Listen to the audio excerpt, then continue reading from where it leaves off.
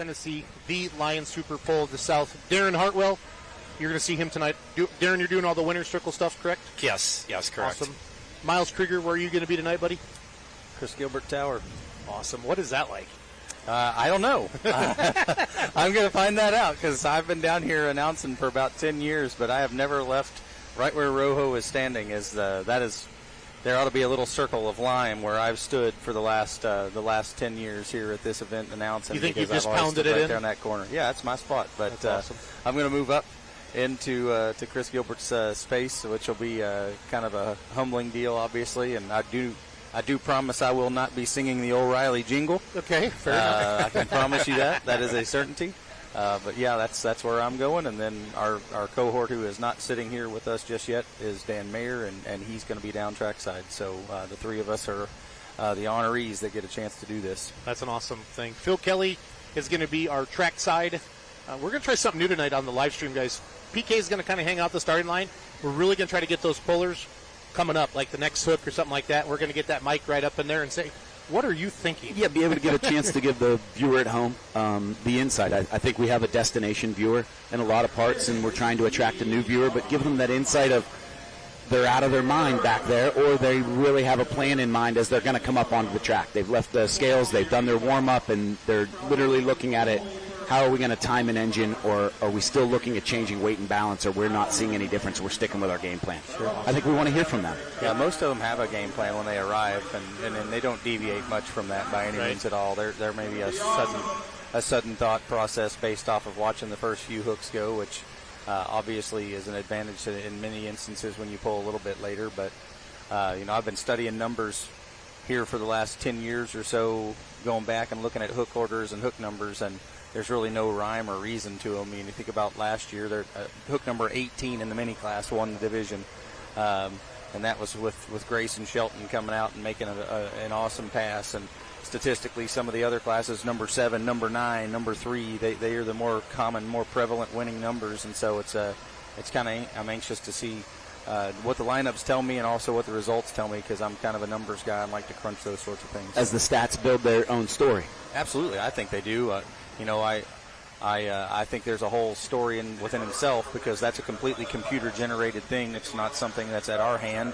And obviously, if they come out in the middle of the class, or, you think about Chapel Hill and the beauty of the track. I mean, obviously, Mother Nature came through and brought some rain to us here about 1 o'clock, and the track was not covered entirely, I don't believe, at that time. So, it's a little damp, but that may yield good things. Darren's been here quite a bit as well to watch this track, and I'm telling you, we've seen some pretty awesome power. I go back to that Pro Stock class from years ago where Carlton Cope came out driving Mike Connie's tractor and came down off the edge of the track and went another 10 feet. And before you know it, Rob Russell and several of them they basically pulled to where the tarp is here in front of us. It was about 380 feet, 375 feet. Brandon Simon was in those numbers, and they didn't anticipate that, So we threw them for a little loop that night. I bet the crowd went wild, though. Oh, yeah. And then in your description, what we're saying, the track is slightly elevated. Maybe there is a 2-foot rise to the center of the track. Coming off the big end, the 300-plus mark, we're seeing a fall down onto the grassy surface, which is a soccer field by all rights during the rest of the year, and it's used as they bring in this surface and raise that surface for this event only. Now, this is a pulling surface. You think about, we're starting to get to that area where we go to a lot of events that have a devoted area of what they do. But, years and years and years, this was a wheat field just for 11 months of the year. And then for the other month of the year, it was one of the most hallowed grounds to compete and pull on. So you just taught me something about it being a soccer field. I had no idea they played soccer on here, because I thought this was like just a completely devoted pulling surface. I think you are correct. It runs up to the edge here that they do soccer. As you can see, the white lines, as we show around tonight, the white lines end right at where you described them driving off the edge of the front end of a 300-plus foot track. This is a soccer field to our backside, baseball field in the complex up to our north. But yeah, the idea of being able to drive off the edge of the track. Talk about the adrenaline rush, right? Well, I think that's the goal. I think that's what you want to do. Obviously, you want to not be hard on your equipment. You want to get there to the big end of the track as best you can, but obviously not tear things up when you pull off the edge. And And like I said, it was Carlton and Rob and I think Brandon Simon that particular year, which may have been about 4 years ago that occurred. And the next thing you know, we started build a road in that pro stock class, and they all were coming pretty fast. It's a negative aspect when you think about the very first pass, which I think that particular year was Denny Brown. And Denny went about 325 feet and evaluated his run and thought he had a beautiful pass. I went 325 at Chapel Hill. And later he lost by 60 feet. It's like, gosh, what in the world? You don't ever expect that sort of thing, but that's just kind of the nature of it. And we had some of you see them everywhere we go. A beautiful pass yields a distance, and maybe that pass wasn't far enough in the game, in the grand scheme. So, but in the stats game, you could jump into following you for your full pull picks. Yep. Because the stats might garner some wage pluses. Yeah. I did pretty well here last year. We only had one session. We rained out last year, unfortunately, on Friday night. It was just a kind of a constant drizzle all day Friday. It just sat in, and it stayed here with us the whole time. And we were looking at the radar, and it wasn't even showing precipitation. It was one of those just light enough drizzles. And that's kind of it's been that way here before. I mean, at Chapel Hill has had rains before, but I won't dare complain about this temperature right here. No. Normally in Chapel Hill, about 2 or 3 o'clock, you get a 15-minute rainstorm. It rains really hard, and normally you think, oh, that's going to cool it off, and it doesn't. It gets hotter, and it gets more humid, sticky. And yeah. I will say I went to the subway here in town, and I had no idea, obviously, that you would expect it because it doesn't look that way by any means at all, but apparently they're under like a boil order and a water shortage right here in the town. Yes. Because of a drought. So for us to get the rain that we got today and for us to look out and see some moisture still kind of settled in the ground here, it tells us that we must have got a fair amount in that 1 hour and a half rain that we had. Yeah, they had uncovered the track earlier, and then they left it, and then the rain kind of kept a little steadier, then they covered it back up. They pulled this off about 3 o'clock. So this is the countdown to full-time show fans. Again, Darren Hartwell, Miles Krieger, Phil Kelly, myself, Jason Schultz. I'm going to be in the booth tonight on the live stream with Greg Randall, the executive director of the NTPA, is going to join me in the booth tonight. It's going to be fun to have him in here. I had Ned Wallitzer come in with us up in Toma, Darren. He did a half of a session with us. It's been fun to share the live stream with everybody. Of course, this is the third weekend now that we're doing full pull picks. And they have real money wagering cash games up for you fans. And we're going to start off with superstock diesel tractors tonight. Obviously, Colin Ross is even money. Yep. When I went under, truly, when that thing runs, it's the most dominant diesel superstock probably I've ever seen. A story for me in the class, Esden Lane comes in second in the points in superstock diesel tractors after Hutchinson and Toma. And, we got Blade Graves here as well.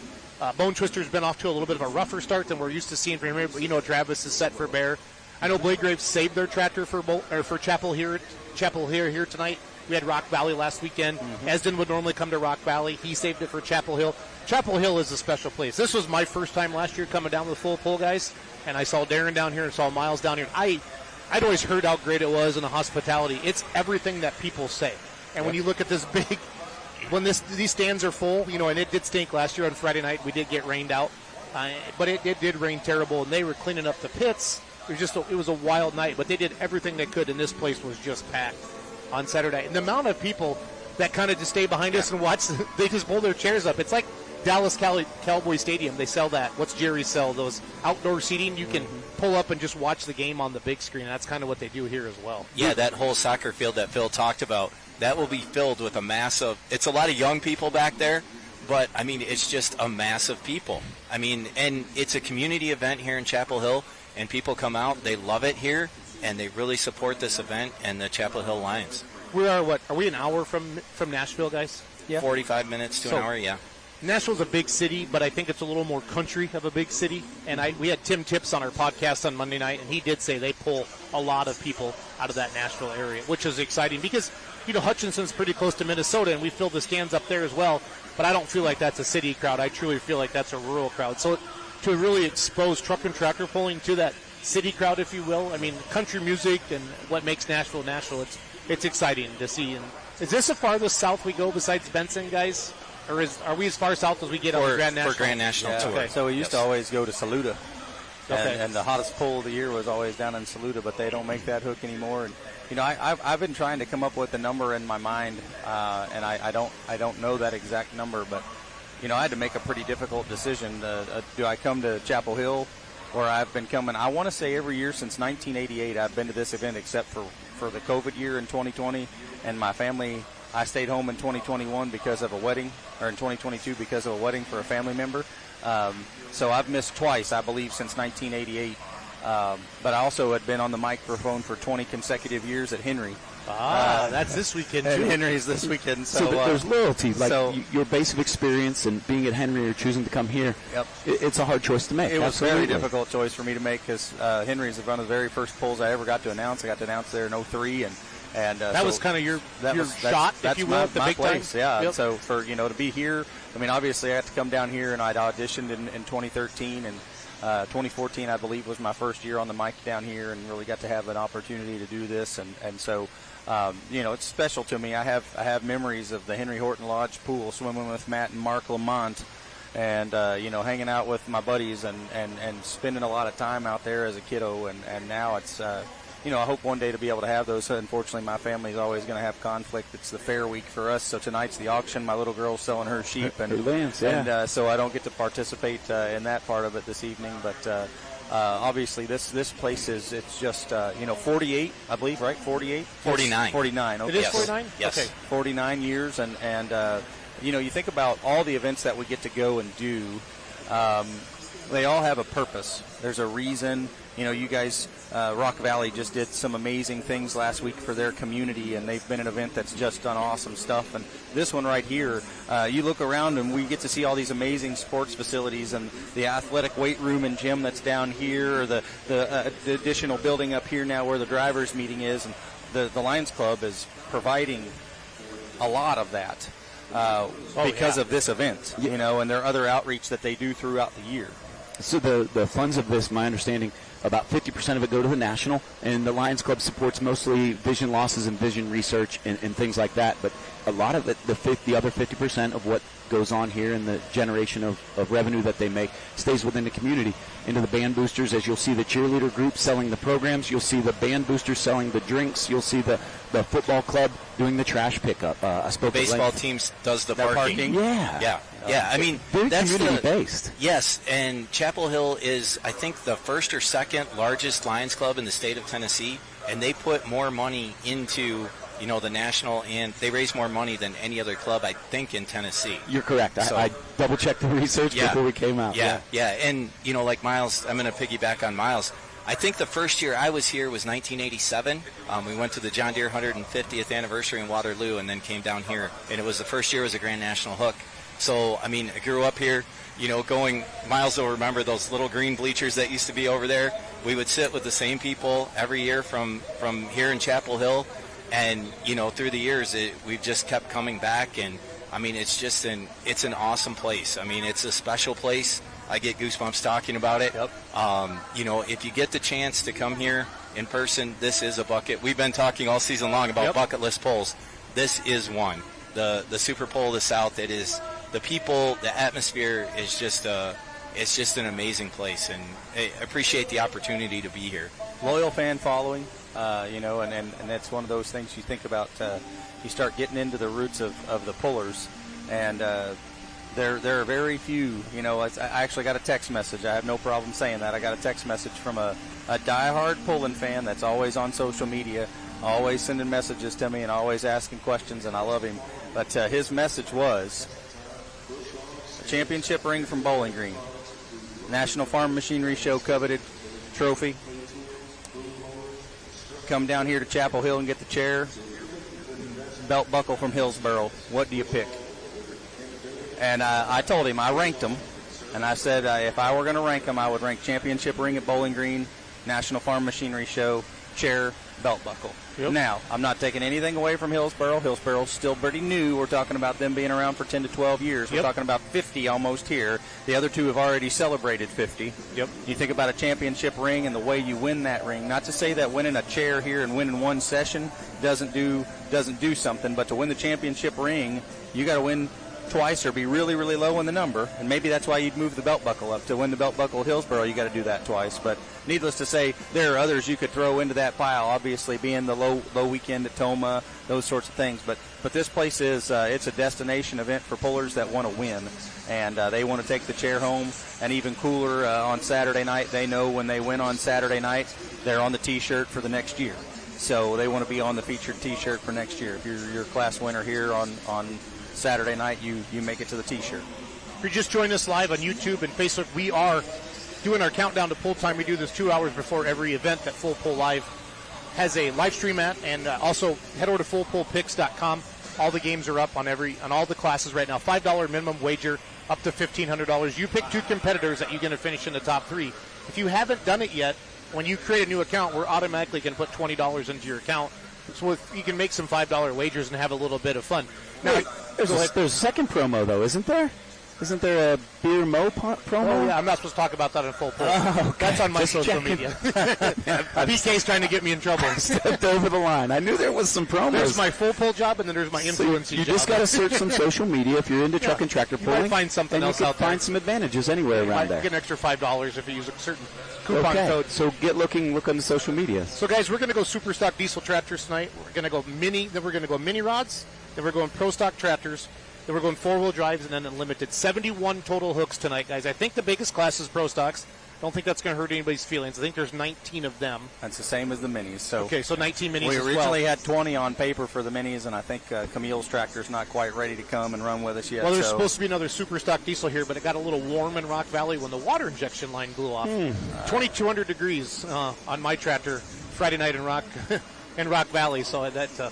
So it happens. There's potentially a 4-wheel drive, unfortunately. That's on the edge of scratching, too. I just walked through the pit area there and had a conversation. So, obviously. But that's how it goes. Yeah, just the nature of it, unfortunately. And that's those folks have had a rough summer as it is. So, top 10 Grand National auto invite, right? And points, and then we do some. You guys know the exact how they do that? I can tell you exactly how it is because I get to be involved with Miles that. Krieger.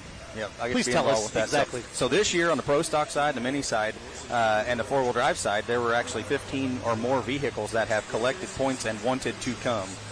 So that went to 15 on the mini side and the pro stock side and on the 4-wheel drive side. So we went to 15 on that, and then the rest starts to begin with what you would categorize as a promoter's invite. And so there are a few, but the majority of them, like in the mini class, I think nearly every tractor that's here, with the exception of the 2 Shelton tractors, has collected points. So there should be 17 points tractors plus the 2 Shelton tractors. That equals 19. And when you do the statistics and study that a little bit, the Sheltons won 3 consecutive sessions here between brother, sister, brother. Reese, Camille, and Grayson. And then Grayson won again last year. So they collectively have 4 wins. Yeah, each year to year to year. I think just marking my football picks. I think it was 17, 18, and 19. They each won a session. And if you think back to the kind of difficulty of it, Camille took a really rough ride. That's when she had the driveline issue that came about. Yes. And the very next weekend after they repaired that, she came down here and won, which was pretty awesome. Yeah, she was pumped. It was pretty neat to see that. So let's talk super stock diesels, guys. We got 10 of them. Blade Grapes, Chain Reaction, Lock and Load, Super Rooster, Hillbilly Cadillac. That's Cody Agent's old tractor. I think that tractor runs a lot with USA pullers. Yeah, he's out of Mississippi. Yep. Bone Twister, Living a Dream, Chain Breaker, Redline Fever, Triple Bypass. So triple Bypass is leading points at 98. Esden's in second at 94. And then we got Lock and Load in third at 93. Bone Twister in fourth. Those really your top 4 that have a chance. Yep. Unless somebody would, break or, unfortunately, miss an entire weekend to get caught back up on that. So when I was looking at the odds on Full Pull, so Triple Bypass is even money. Redline Fever is 2-1. Bone Twister is 3-1. Super Rooster is 1-1, basically 1.3-1.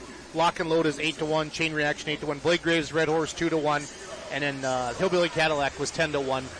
And the money will move until we start the class. Who are the field picks?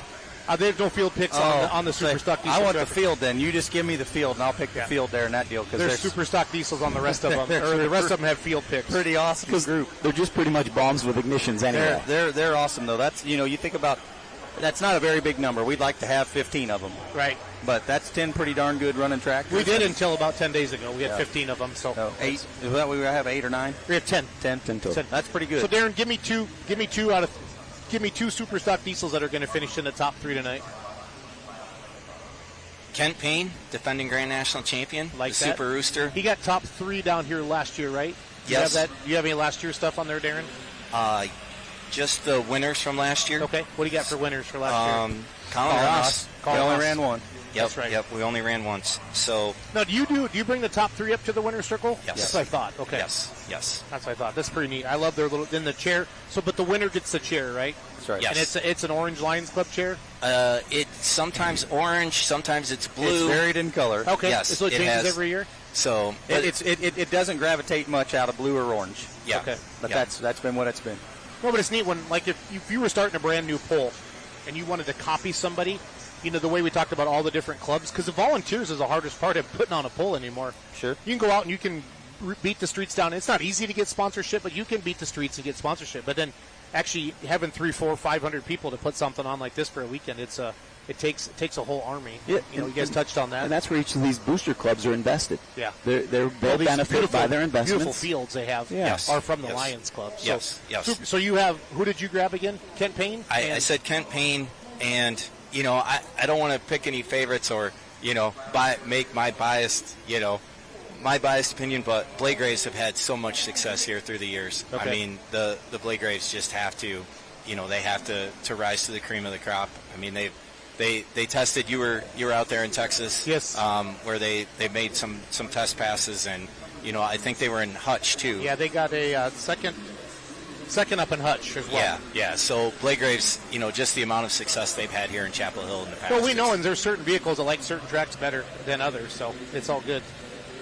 It is all good. So, PK, who do you like? Give me 2 to finish in the top 3 in Superstock diesels. Yeah, so I'm going to go with Travis and Kent Payne because I think they literally like the wick, and I think this is one of them things like Miles and Darren spoke about, the passion and the drive to win here makes them turn up the boost pressure a bit and go for the gold. I like that. Miles, who do you like?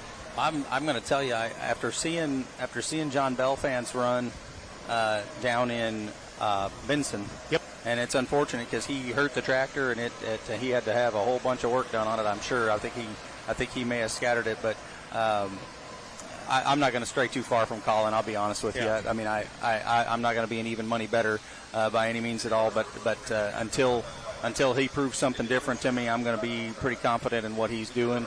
And there's a hodgepodge of guys that are all phenomenal that you can pick from, but from the sentimental side and because of what he does and because of this place and what it means to him, I'll pick Brandon Hunt. Okay. Straight out of Ryan Salenbean's shop. And he hasn't been in out the since trailer, the farm show, right? Has not ran, and really has no idea where he's got that tractor set. So it might not be ready to go tonight entirely. And H&R is a big sponsor of this event as well. This means the world to these folks. The Pro Stock D2 is on the trailer back there. If you go down the list and you ask them, because they have dealerships, they have about 20 dealerships, and those dealerships range from up by me in Indiana all the way down to Tanner, Alabama, and they and all encompassing between. They go to Illinois. They have several in Kentucky, Tennessee, and Alabama, and Mississippi. And so because of that, this is their roots, and this is, they do have a booth here. They have representation. They'll have folks here dressed in their whites and their khakis, so you'll see them. And obviously the Hunt family, they love to be here. So I'll go with them. He'll be my sentimental pick. How's that sound? I'm going to take Esden. I'm going to go Homer. I'm going to go Esden, top 2 in points, Esden and Colin. I asked Colin why he didn't run Saturday night in Toma, and he just laid one out there in Toma Friday at noon, about 390. I mean, he was heading to the barrels. He just didn't like what he saw. He was there. He got his hook points. There was only 6 or 7 of us that made the call on Saturday night, so that was good to see him be able to do that. But I'm going to go Colin Esden on that. So let's move to minis now, guys. And I think Colin's last hook, just for reverence sake, right? What's that? Is he last hook? He is. He is last. So Esden and him are last hook. Points leaders right there, back to back. Yep. Yeah. Load Twisters in 4th in points. He's about middle of the clack. Lock and load, 3rd hook. Blade Graves are going to lead it off. Darren, that could be a disadvantage or it could be awesome. Yeah. I mean, first hat, it's going to have the most roll in the track. Yeah, it's going to be virgin ground. Since we've started this, just prior to that, they had started working this track back in the pack and roll and level, and they're going at it nicely. You can watch that center sort of crowning nicely, and as I don't think our viewers at home, and this is my first time here, so it's really exciting to me. I got a little bit of jitters, just like you said. It makes the hair stand up on the back of your neck. Yeah. You can see at the starting line, there's a little bit of a roll down where you can gain momentum, and if you decided to choose, plausibly depending on the track conditions further down, a little taller gear, you could get off the line with it because there's a little bit of a gradient advantage, slightly downhill. I don't want to say downhill because it's not that predominant, but you could gain a bit of an advantage if you wanted to gear up. Well, for a super stock diesel, and I've talked to some of the guys in our class, them having to load those chargers up. They're actually stepping on the brakes, pushing the clutch back in so they don't get rolling too fast to get on top of the turbos before they do let it eat. It's kind of fun to stand down there and watch the guys drive the Diesel Super. Rockwell last year had a little bit more of an aggressive slope as well. Talked to Steve Burgess, says almost too aggressive. So, but we see that a lot at the Grand National tracks. We see that little downhill run there coming off the gate for our sleds. So. Yeah, and it's saying that if you're watching at home right now and you're debating to come out, if you're within the hour's drive, we're only an hour from the showtime, the sight lines and perspectives here are phenomenal. That's one thing we haven't touched on yet. Is this the only true Super National with one track? Yes. I mean, is Fort two? Yes. Okay, Napoleon? That's one track. It's a Grand National event. Yep. Okay, so I didn't know what. It's weird because coming down here last year, one track, single track, Super National. Dude, after I've been here, this is awesome. Yep. It's the most intimate environment you might find. I mean, I would also encourage folks. I mean, I'm not trying to just keep dropping names of places, but I'd encourage folks to go to Brandenburg, Kentucky. Yep. Yes. That's a very intimate feeling, and you kind of pull down into the bowl, into the arena there, and you get that same kind of feel that you will get here.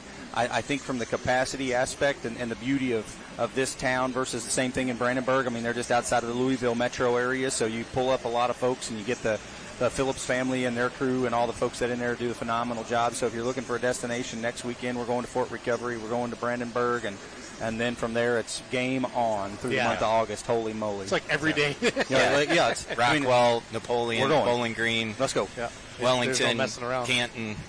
To note, it's single track. Somebody would think it's a slower show. Marvin Epperson, who the tech manager in the drivers meeting, said they do it at 2.4 hooks per minute. 2.4. There's not even a lot of downtime to go grab that drink or stand up and stretch your legs and sit down. The show progresses quite quickly. Yeah. So I will put in a plug there, Phil. Yeah. The food here is really, really good. What do you like here, Darren? Cheeseburgers are always good. I get a chicken sandwich back there, so I'll encourage you for that. By all means. Everything they have here is good food. I mean, if Miss Beasley's feeding you in that press box up there, you find a way to get in there too. That's what I'm telling you. I'm going to follow you in. If I'm just going to say I'm with Miles. I'm with Miles. You just go tell. I didn't know about this, Miles. Fellas. I was sent to pick up Miles' food. Yeah. That's where I'm going to go. There's a VIP status. Bill Beasley's wife puts on quite the spread in that press box right I'm going to tell you, stay away from Rojo's slaw. It's good. Yeah, no, it's hot. So, Jason, I did a spoonful last year. Yeah, so I think that's a good plan. Chattered. Yeah, they chattered. My wife recommended that I do what you did. After the last hook, the last Winner's Circle interview, last year, Jason sampled it, and I've never had the guts to sample Rojo's coleslaw yet, but. Is it worth it, Jason? Oh, it is. It's an experience, and it makes Rojo happy because he likes watching your face turn a little red. Okay. I didn't die, and you're in better shape than I am, Darren. So I don't know about that, man. Is Tums a real way to sponsor yet? Like it should be. That's just somebody maybe the line. I have some in my backpack. We'll set it on the counter, and we'll try. You'll try it. It's supposed to be sprinkled like it's a relish, and they dared me, the Richardson camp, to stick a fork in there, and then they were giggling like little schoolgirls. I mean, I was drinking milk But I overdid it, Darren. Imagine that I did something, overdid Wouldn't it. have guessed. Go big or go home, Jason. 2,200 degrees later, would have never guessed. No. Somewhere, last year, Darren got to experience this with me here, but somewhere right around that 320, 330 foot mark, we spread some ashes last year at this tractor pull too. So tell us about it. If you know the name Floyd Hilton, yes, sir. Floyd's Toys. So at Toma last year. Penny Hilton came up to me and said, would you take Floyd with you to Chapel Hill? And so she handed me a plastic box that had Floyd in it. And I kid you not, for the next 5 weeks, I proceeded to drive from Toma, Wisconsin, everywhere I went in my company pickup truck. Floyd was with you? With Floyd, and I talked to him as if he and I were driving up and down the road. Floyd, what do you think of this weather? Floyd, you on the way to Chapel Hill with me? What do you think? And we got Floyd down here last year, and Rojo had the honor of spreading him. So after the first pass, we spread his ashes, and then they worked those ashes right into the ground here at the end of the track. So pretty neat deal. I mean, for a passionate puller, you're going to get UPS boxes for the rest of your life. Yeah, Miles is going to be I took good care of him. I promise you. He was with me. And tags. He did. And I the can cool see part, you're talking to him, too. I did. I'm not gonna lie to you, buddy. Oh, you ready to go? All right, let's get in there and go. I was going to text you on the way to Toma, Miles, and ask you who you were talking to this year. I did. I sat in silence all the way to Wisconsin and all the way to Chapel Hill here without Floyd with me. The other cool part was the family members and the team members all dressed in purple in Toma and here in Chapel Hill. I mean, in Floyd, for fans that don't remember Floyd Hilton, big in the two-wheel drive class, had purple vehicles. He had a Corvette funny car, a Porsche, I think. Yep. And then I'm not sure how many other vehicles he had, but definite showman, made a great connection with the fans, and very successful puller too. So, and obviously had a great impact on a lot of fans, a lot of people. So what an honor, Miles. That was very classy and very well done with you and Rojo last year. The history of this place, obviously it's not been that long ago we lost Larry Kester here. Yep. And obviously he's honored in places of this property as well because it means so much to the folks, and Larry did as well. And so, his family, he's got some folks here from Wadesville because this is actually the anniversary date of his passing right here in Chapel Hill. So, think about them tonight, and obviously Adam as he comes out and competes, and Toby and those guys that are they're carrying the Kester running Racing this year. Oh yeah, they're back. He's found what he needed, and they're back. Each of those tractors are in a position to kind of come and potentially find their way here to this podium. So I think we get to transition. That's our perfect transition into the mini class. How about it? He acts like he's done this before. Yeah, let's go. Glad somebody invited him. We're glad to have Miles Krieger with us to cover for us through Schmucks. Let's go. So mini rods, we got 19 of them tonight. I'm just going to buzz through the names of each tractor, talk about odds a little bit. Vibrator number 1, 4-1. Footloose is second hook at 6-1. Very little sanity. This surprises me. Fourth in points. Got a win in Benson. Got a fourth in Benson, but he's third in points. Got to read my own writing here. But he's 12-1. Yeah, that's low for him. Yeah, cutting up. Carolina Night Train is 19-1. Got a third in Benson. Short Fused is 19-1. 10th in points. Iron Toy, Toma winner, 4-1. Grandpa's Disaster, the Goozas. They got a third in Toma. They're fifth in points. They're 19-1 right now. Pretty wicked. This is where we get into even money a little bit. Renee got a third in Hutch and Benson. She's second in points right now behind her son. She's basically 1.5-1 right now. Sawed Off is 4-1. Beast of Burden, just talking about Kester's, got a second in Benson. He's 19-1. Pile Driver is in the field picks. Walk the Line, I got a first in Benson. Adams Tractor, 3-1. Slingshot's in the field picks. Wild Card, Kevin Campbell's 19-1. Mr. Ken Denny is 2.5-1 right now. Got a second up in Toma. He's 6 in points. Cody Singletary, Carolina Night Train 2 is 19-1. Just Ask is in the field picks, and then Little Wicked, the most dominant mini rod in the world right now. Our points leaders are drawing last hook in the first two classes. I can't believe that. Right. That's pretty interesting. You think about that. But hey, there's some names in there. They won in Fairfield last weekend too, right? They did. Did they go 1 and 2? Grant and Renee? No, they were 1 and 3. Adam got between them. Okay. But Renee won by about 15 feet, and so I got to be there and announce that event. And we had 23 minis there, wow. Which was pretty awesome. Yeah, we had wagering on them for fullpullpicks.com, so it was fun to do that. What did you see that gained her the 15 feet? Was it a lane choice, or did you just recognize the way she drove out? I think if right you had to now, tell the secret to the... Here's my secret. Yeah, to the rest They of the found horsepower, and they're using it like crazy. And I think, honestly, like whatever they've got set up, they're not going to change anything until it starts to put them in a different role. Either the field catches up or they start to lose an edge. Durability has been okay. They're making passes A to B. Grant and Renee are driving very similarly. Doug and Josh and all the guys that are working on that horsepower, they found something. And we see that. There's a gentleman out there poking the track right now. His setup on his engine's very similar than everybody else's. But his four-wheel drive truck right now, he's found something. Mark Mangan's on the very start line down there poking. He's the hottest guy in the four-wheel drive class, and it's not even close right now. You think about it.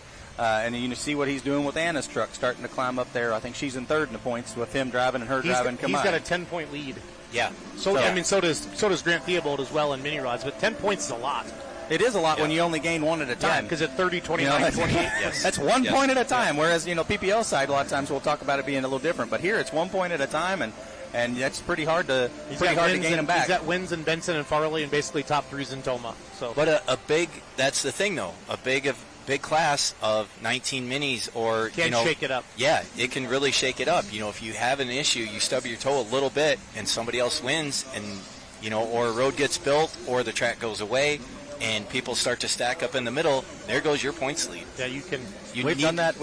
How many times have we had that conversation at Bowling Green, where we go in, we enter the first session of Bowling Green, and we exit the second session of Bowling Green, and you're like, holy moly, that guy won 6 events to get here, and he's leaving here with a 1-point advantage going into the last couple hooks of the year. We see it all the time. Big number classes, track change, and all the complexities that come into it, they make a big difference. So obviously, as you know, let's pick our mini drivers. Yeah. Because there's a whole list of Darren, them. we're going to let you go first. I'm going first again. Okay. Based on, Miles talked about sentimentality, and based on history here, Adam Kester has to be one. Definitely one there. And then I'm going to go with Brian McDonald.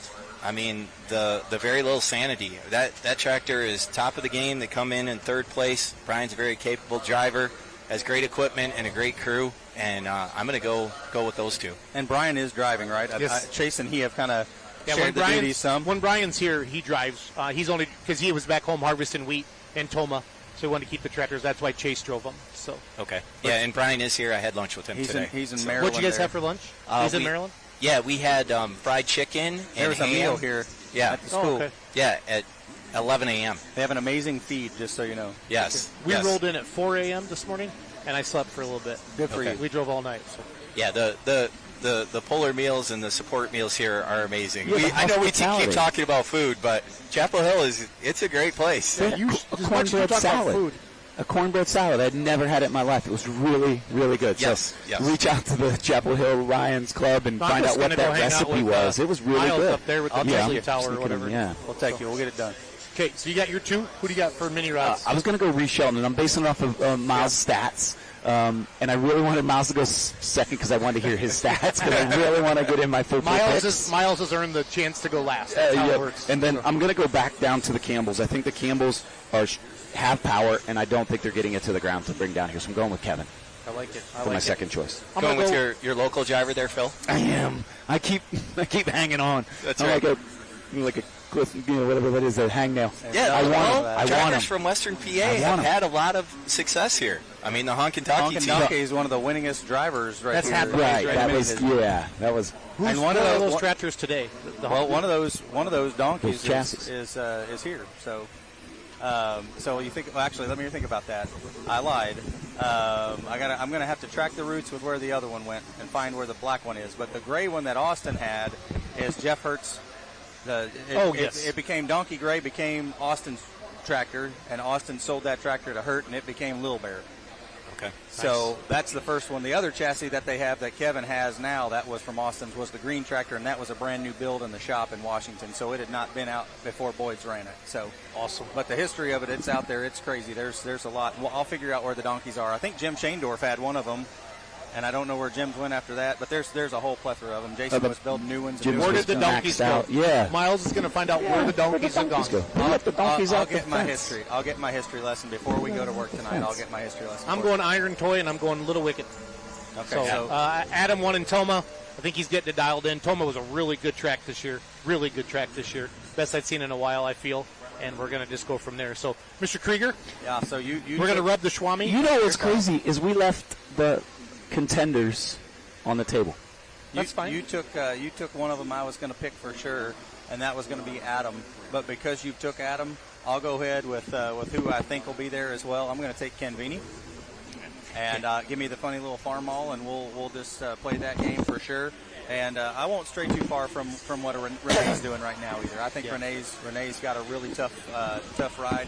I think she's dialed in. I think her and Doug are doing a good job, and so she'll be my pick. Nice. So just a quick aside here. Out of 19 tractors, we took 8 different winners. Yep. Well, that's the competition in this class. And I've heard one of you say it on the mic. Anybody can win any night. Yes. I mean, over and over again, and I think we say the same thing on the live stream as well. Anybody can win none any of us night. took last year's winner either. No. Yeah. So do you guys see a lot of back-to-backs? Like, yes. There have been several sweeps here. There have been 3 sweeps here in the mini division. As you start digging in, I believe there have been 3 in the mini division. I know Adam Bauer did one particular year and won multiples. I may be misspeaking, but I know there have been multiple sweeps in here. I think Hathaway did it one particular year, and I'm trying to think who else maybe there. I know for sure 2 on the top of my head. You got There's them too. since 08. So 09 right there is Bauer with a sweep. Right there's Hathaway with a sweep. Hathaway won two in a row in 14 and 15 again. Them, yeah. Yep. Yeah. So at least 2 sweeps, and I want to say if I go back because I have data back to 1980, whatever, through my dear friend who's supposed to be sitting right there, Mr. Mayer. He and I have fished and. He's probably eating your chicken sandwich. I hope he's up there with Miss Beasley eating a good meal. Let's move to pro stocks now, guys. Oh, Jason, we can't hear you. You're out of commission right now. Wait with the one second. sound side of things. So I think what Jason was saying is, let's move to pro stocks now. That's right. Pro stocks are the next class, and there are, as Jason said when we started into this whole deal, they are the second largest or equal to the largest class in competition with us tonight. 19 entries.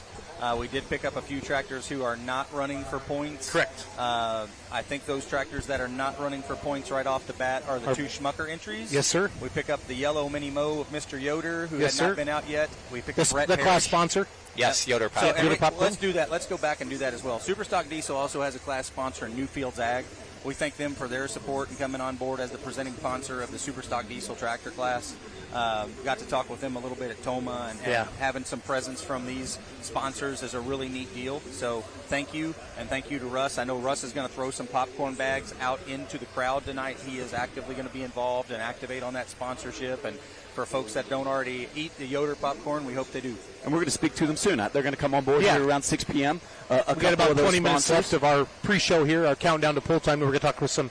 We have 4 sponsors tonight, 4 sponsors tomorrow. And tomorrow night, guys, we'll bring in some pullers based upon their performance here Friday night and at the Lions Super Pull of the South in Chapel Hill, Tennessee. I'm going to buzz through the Pro Stocks quick. Last Chance 2, biggest surprise of the year for me. Really stepped up their program. Got a third in Benson, third in points right now. Rampage, 8-1, cutting down. They got a second in Benson, cutting downs on the field picks. New Generation Plus, Esden's driving. Second in Toma, he's 12-1. The Red Gambler got a win in Benson. He's 8th in points. The Bootlegger, I think Colin is driving tonight. Correct me if I'm right.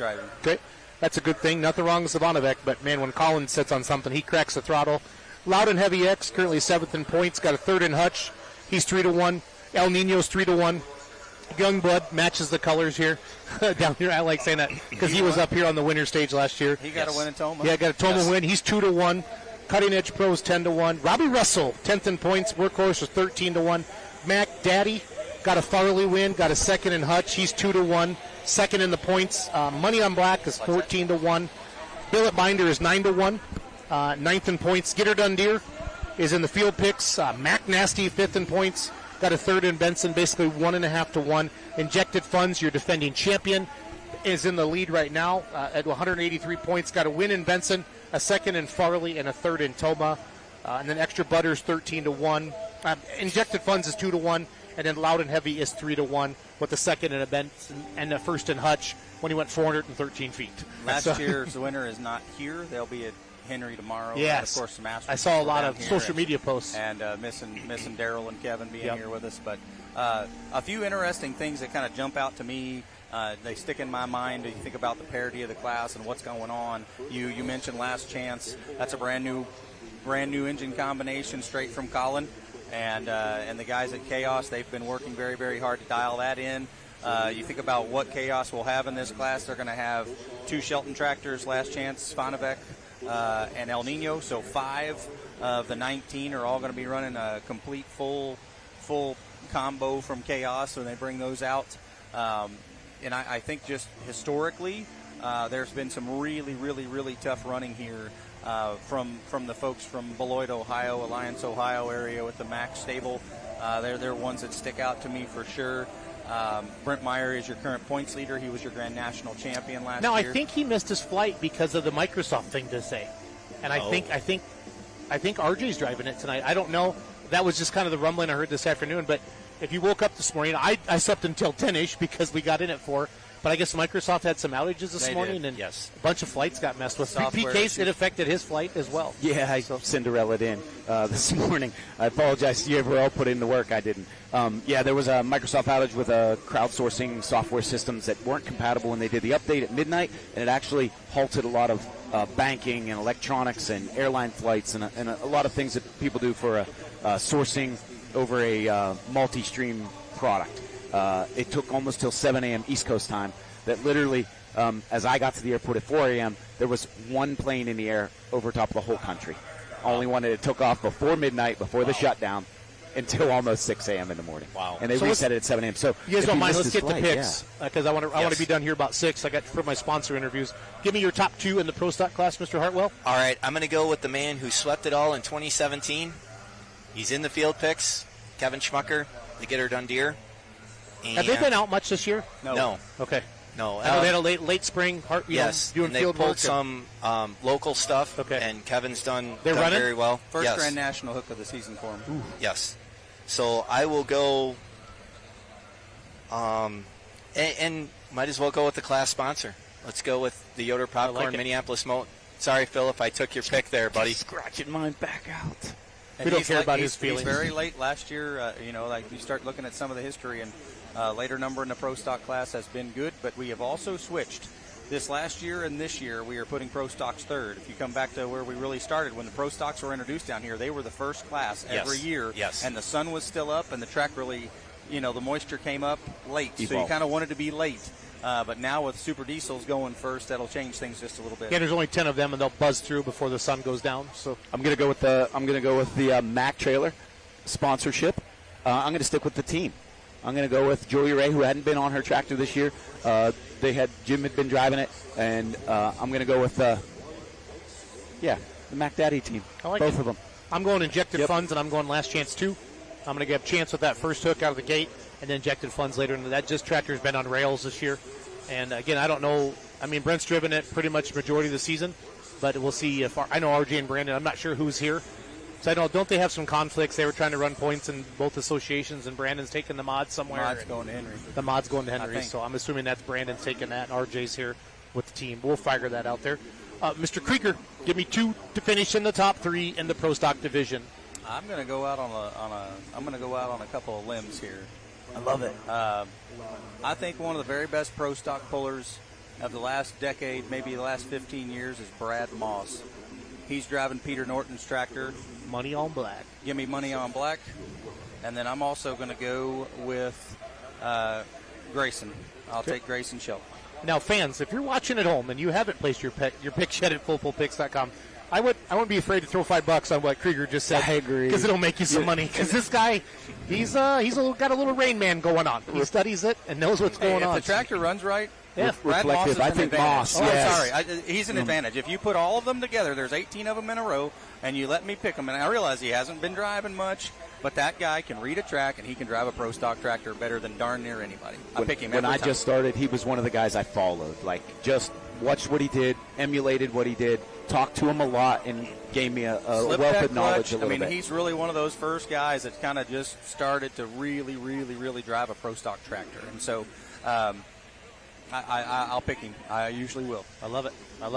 Let's move to 4-wheel drives now, guys. Shock Treatment leading this off, McBroughton 7-1. American Maids in the field picks. Bucket List, your Toma winner, 2-1.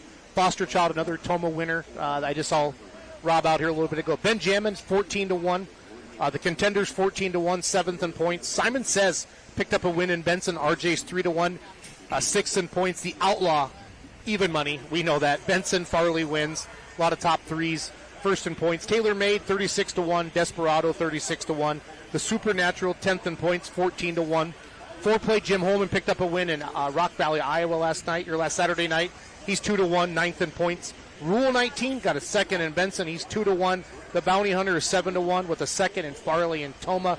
Larry Peterson Profab geared up is 7-1. And Scott Phillips, 4th in points, hasn't been out for 12 years. He's 7-1 with Yankee Blue. So let's get right into that. Give me 2 to finish in the top 3. All right, number 1, I'm going to go with the man who is dominant here. He built a brand new truck, came out, won here 5 times in a row with it. Out of Baldwin, Wisconsin, I'm going with Larry Peterson and Profab geared up. And then I'm going to take the guy who won the last Grand National Hook in Toma, Wisconsin, the Foster Child. They were on the T-shirt here 2 years in a row. They've had some great success here through the years. Rob has 3 Chapel Hill chairs. Carmen has 2. I'm going to go with the Foster Child. PK? I want the Zarings, and I want to see that 4-play, that old chassis do well. Holman's. I like it. 16 wins, tied all time with Esden. Wow, that's good stats.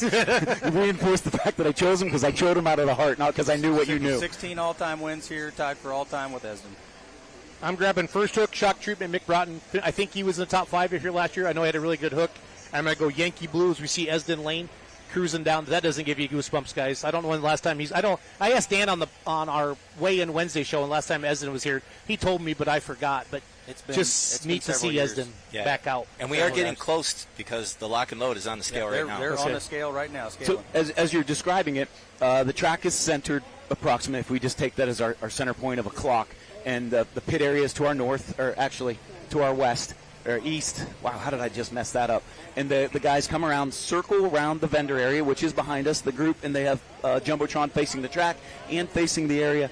They circle around behind and then come up the backside of what would be the west side, the grandstands. So every fan gets a perspective of it rolling by. This is all new here in the last pits. 5 to 7 years. Okay. They started to come this way on the west side. Yeah. We used to always roll directly behind the announcer's tower, and we were all staged right here. A whole lot of traffic flow with the crowd, obviously, back here as well, getting to the field. And so they routed everything and have changed. They added that return road area, you might call it, over there to load them and put them on the scale. So Miles Krieger, what do you got, buddy? I'm going to be honest with you, and I think if I'm going to say two things. If I were going to make a pick to try to just be confident in money, I have absolutely no problem picking the 2 trucks that are at 36-1. I would put my $5 bet on Tommy Corsa, and I would put my $5 bet on Desperado and Danny, and have no problem making that $5 bet because I do not think those odds are fair to them. I think Tommy Corsa's had a phenomenal year driving Taylor's truck this year. He's moved himself up in a guy that hadn't been driving a truck because his kids had been. So that's pretty awesome. But the odds is the money line. Yep. It's the peers, just so you know. It's not like we put that on there. Sure. It's where the money is, just so you know. Nobody's picking them, but I would. No problem whatsoever. But I think if I'm going to go off of who I think is going to win, I'm going to stick with Mark Mangan. I mean, I think that's the most logical thought process. Let's stick with he's Mark. Been dominant this ride year. that until it changes. But I'm going to stick with Mark Mangan, and then the next one to follow, I have a little bit of sentimental thought. We'll give Ben Ellis a shot. Okay, Ben jamming. So let's move to the last class, Unlimited. We get to see them about 12 times a year, guys. I think at 5 or 6 different events. They are the showstopper, the top fuel. They're just awesome. We got Nonsense. Go ahead. 8 of them? Yeah. Is that right? Yep. 71 total hooks. Nonsense, 2-1 right now. This is a couple hours ago. Second in Hutch, first in Toma. Emax, Joe Yoder, third in Toma. We haven't seen him get that win yet this year. Giddy Up, Ricky Rose is 6-1. Foursome got a first in Hutch. He's 3-1. The Gambler, Mark Cole, is in the field pick. Blown Scentless got a fourth in Hutch, a fourth in Toma. He's 3-1. Full Blown Wicked, Doug Theobald got a third in Hutch. He's 2-1. And Adam Bauer crossed even money right now. Again, that Bauer name is always—it's like the Simon name, the Kester. Some of those names, just people. The fans are gonna throw their money at that. Got a second up in Toma. So as we head into the Unlimited class, this is a track for the Unlimiteds. They're not gonna overpower it. Last year, if you guys remember, it was kind of hazy, and they almost looked like diesel superstock down there at the line with all that fuel and exhaust shooting in the air as they came down the track. It was a different feel. Who are you liking in Unlimited tonight? All right, the man who's won here the last 3 times, 3 in a row, Joe Yoder, the Emax tractor. That would be number 1. You're just going to pick him twice? No, I'll pick him once. And then you got to go with the guy who has the second most Grand National Championships in history now, Adam Bauer, cross-threaded. I like Sorry, guys, if I took your pick. No, we don't care. I think they're early and late, too, Yeah, right? they are. Yeah. Emax is 2, and cross-seted's last hook. So, PK? I want to see Richardson, and then I also Brad Benedict. I like that no-nonsense. I wanted Ricky Rose was a sentimental favorite. I don't know if he's got it up on the chip like some of the other guys do right now. Yeah. I'm going to go with Nonsense first hook and cross-setted with last hook. I like that. I like that first hook out, and I like the road kind of being built for Bauer or him maybe taking a chance and trying a different line. I feel like the Pro Stocks last year, Miles, I was kind of down your video, and they ran this right side closest to us. And when Minis will, too. You'll find the bulk of the Minis over here. Four-wheel drives have been over there on that side quite a bit lately. Unlimiteds are just doing anything they can and throwing spaghetti at the wall and hoping it sticks kind of thing. Yep. So, yeah, we'll see. Awesome. I'm going to take give me Kevin Criswell. Okay. I'll take Doug Theobald. Nobody else has him. I'll take him. I feel comfortable with that. I like it. Yeah, I'm not going out on a big limb. No, okay. No, not at all. But that makes it fun. Guys, we're going to let you two go so you get ready for the show. Again, Darren Hartwell, Miles Krieger, thanks for joining us on Countdown to Pull Time. We're going to bring up Dan Schreier with us next with the NTPA. We're going to have some sponsors. So, again, join us on Full Pull Live. You'll be hearing PK and I and myself and Greg Randall tonight. If you're in venue, you'll be hearing Darren Hartwell, Dan Mayer, and Miles Greer. Gentlemen, Break a leg. thank you very much. Be awesome. Mr. Thanks, Hartwell, guys. thank you. Appreciate it. It was Have fun. Got a couple statisticians up Yep, here. catch up to you soon. Yep. Dan, I want you and your first sponsor. So we're here at the Super Bowl of the South, the Chapel Hill Lions Club. Everything's progressing behind us. The guys are chicken walking the track, checking for depths and moistures and compaction across the board. We're loading the Wix Filter sponsor on board.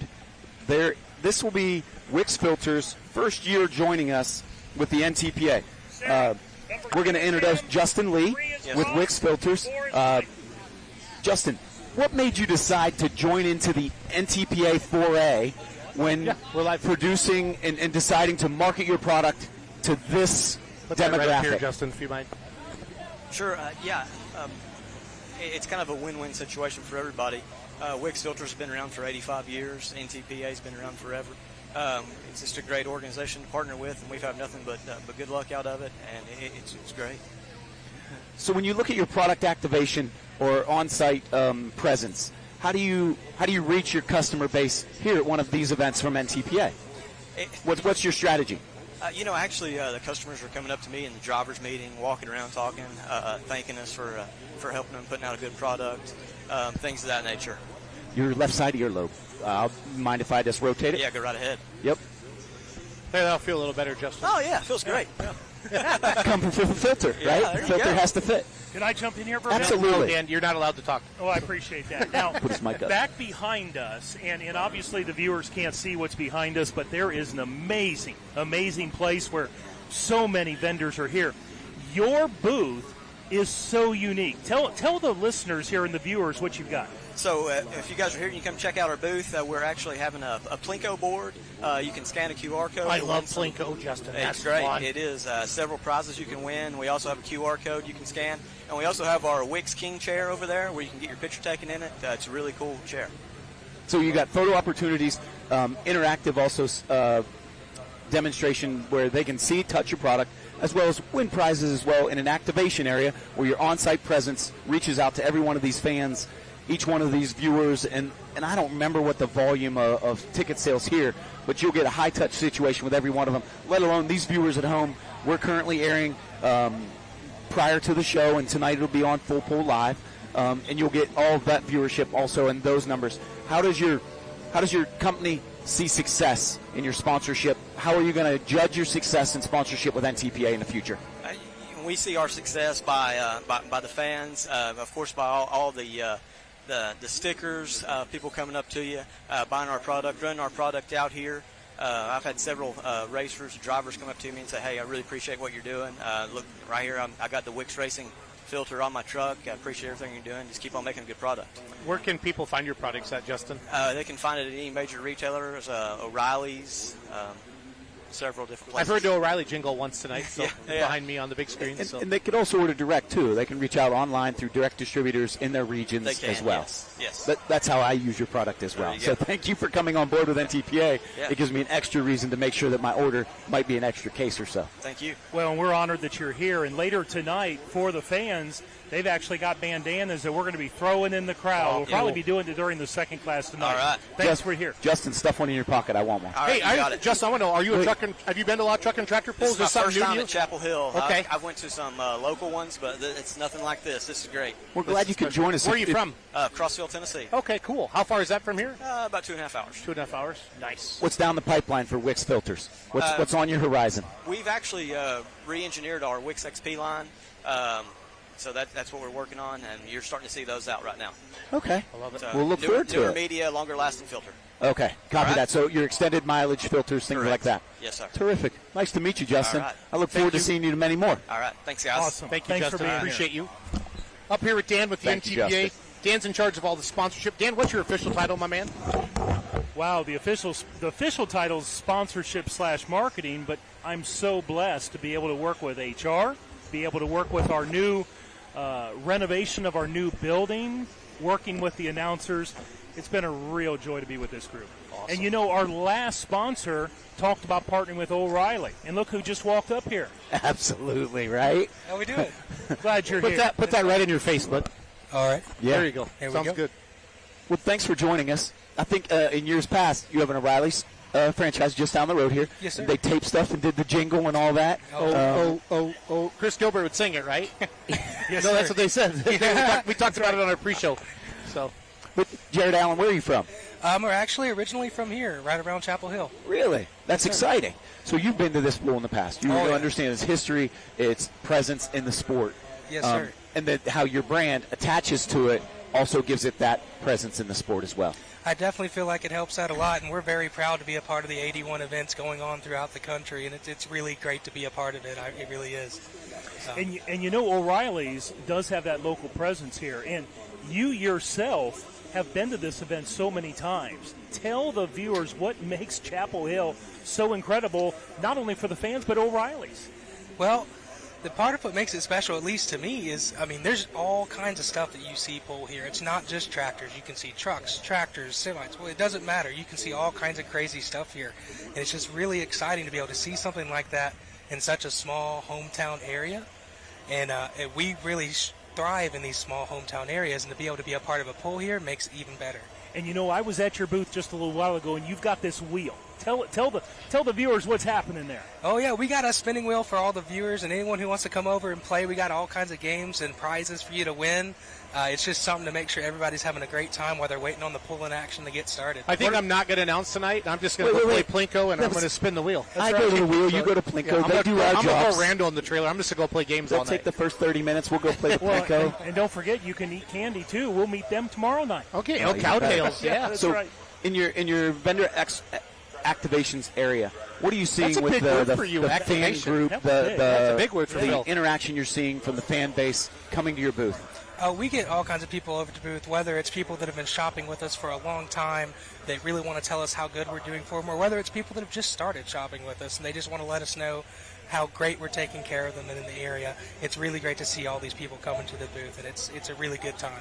Gives you a chance to kind of slow down a little bit and talk to them. Yes, sir. I mean, I know with this many people here, it's hard to say slow down, but it's neat. They come up face to face. Now, O'Reilly's has been around so many years, but every year, even sometimes monthly, you're changing. What is some of the new things happening with O'Reilly's? Well, it's still in the works, but we're actually in the middle of an expansion. We're going to be putting some O'Reilly's up in Canada here soon, so we're trying to get multinational. We already have some down south, and we're trying to get up north now. So. It took him a second there. Yeah, you took me twice. I come out of Western Pennsylvania, so I use the O'Reilly's in Western Pennsylvania. What I like the most is I can request a brand, and O'Reilly's will provide it. It's just like the Wix Builders brand. You've got brands available to me, but I can request the one that I want, and you guys provide it. That's what I find is the most appealing to me as an O'Reilly's customer. Oh, yes, sir.